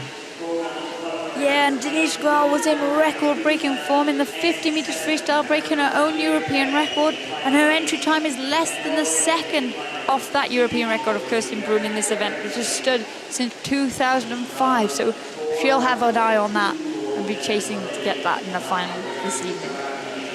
Yeah, Kerstin Brun, great German swimmer of the past, retired now, multi-medalist at the major championships. Denise Grahl going out fast there, 33.87. Nora Meister from Switzerland in second place, and Halevi in third from Israel. But Denise Grahl, she's looked comfortable this week. She won the butterfly, which I suppose it kind of settled her a little bit as she came into her other events. Yeah, once she had that 1 gold medal under her belt, it really did take off the pressure of her main event, and then we saw a dominant performance from her in that 50 freestyle, taking that European record. But Meister here finishing strongly for Switzerland. Yeah, Denise Grahl is going to touch there in 1:13.32. So it's a decent time for Denise Grahl. Nora Meister, a very good time for her. 1:14.29. We saw her take a big chunk of her times when she swam the backstroke, and that's another big chunk of the time for the Swiss swimmer. Denise Grahl will take that one. It was a close finish, as we saw, for 4th, 5th and 6th place. Blanket finish, in fact. 3rd place went to Halevi of Israel. Should be enough for her to get to the final. But Denise Grahl was away in the early stages. Nora Meister came back there in the closing stages. Yeah, we see so often the different impairments having different strengths, and the athletes using them to play to their advantage. Denise Grahl up very close to the wall there. Great footage of that slow-mo as she pushes away to maximise, because Laura Meister, who's just in shot there, doesn't get anything off the wall, but we saw her charge back, gaining momentum. But Denise Grahl just getting the win there and the touch. Denise Grahl taking that one. She'll have her eye on another European title tonight. Denise Grahl takes the second heat for Germany, 1:13.32. Nora Meister is second, Ariel Halevi in third, and Mari Mäkinen wins a close contest for 4th. That'll be good enough for 8th place in the final for the Finn. Well, some good racing this morning, Liz, but some people again keeping the powder dry for tonight. We expect them to be going a little bit faster. Yeah, we've really set up for an exciting final session. We've been so fortunate, I keep saying it. And let's just take a look back now and remind ourselves of what we've set up for in these heats this morning for the finals tonight. Our first up this morning was the men's 100 freestyle for the S5 class. And it was Antonio Fantin who took that very first heat of this morning, with Ponce Bertran from Spain in second position. The Italian teammate of Fantin, Bocciardo, took the second heat, and it should be a good battle between the two Italians in the final this evening. Monica Boggioni just finished ahead of the experienced Teresa Perales, with Tully Kearney from Great Britain taking the second heat. These three swimmers, medalists yesterday, were looking to be on the medal podium again tonight in the 100 freestyle. Good improvement on his entry time for David Sanchez Sierra in the first heat of the 50 fly for the S6 class. A close finish between Benzi Ivan and Rojas Cabrera of Spain. Those three will feature in the shake-up for the medals. Oksana Krul, the former world record holder in the 50 butterfly S6, will go into the final just behind Great Britain's Ellie Robinson, the new world record holder, and the home hope for a medal tonight, Nicole Turner. She's in second position for the Irish team. good swim from a young man from Ukraine who's impressed us this week. Denis Ostapchenko for the Ukrainian team. Big improvement on his entry time. He again will come up against Vincenzo Boni from Italy in the final. The Italian probably start as favourite. Nothing is guaranteed when they get to those finals tonight. Lewis White from Great Britain swam a good heat swim.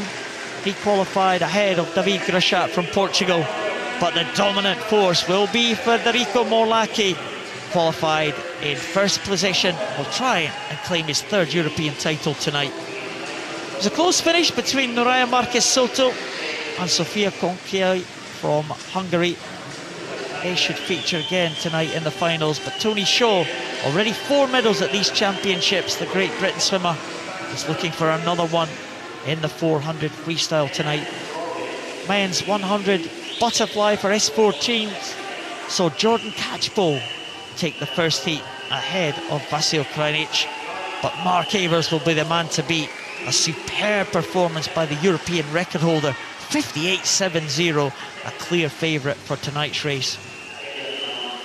Great Britain swimmers had it all their own way in the heats of the women's 100 butterfly S14. Bethany Firth taking that first heat, and her teammates Jessica Jane Applegate and Louise Fiddis first and second in the second heat. Those three will be the fastest 3 times into the final this evening. Great Britain looking for another 1, 2, 3. Good swim in the first heat by Edgaras Matakas from Lithuania. Can the Lithuanian get their first medal of these championships? Well, they'll have to contend with Grigory Zuzilov of Belarus, who took a sensational second heat under the 1 minute mark.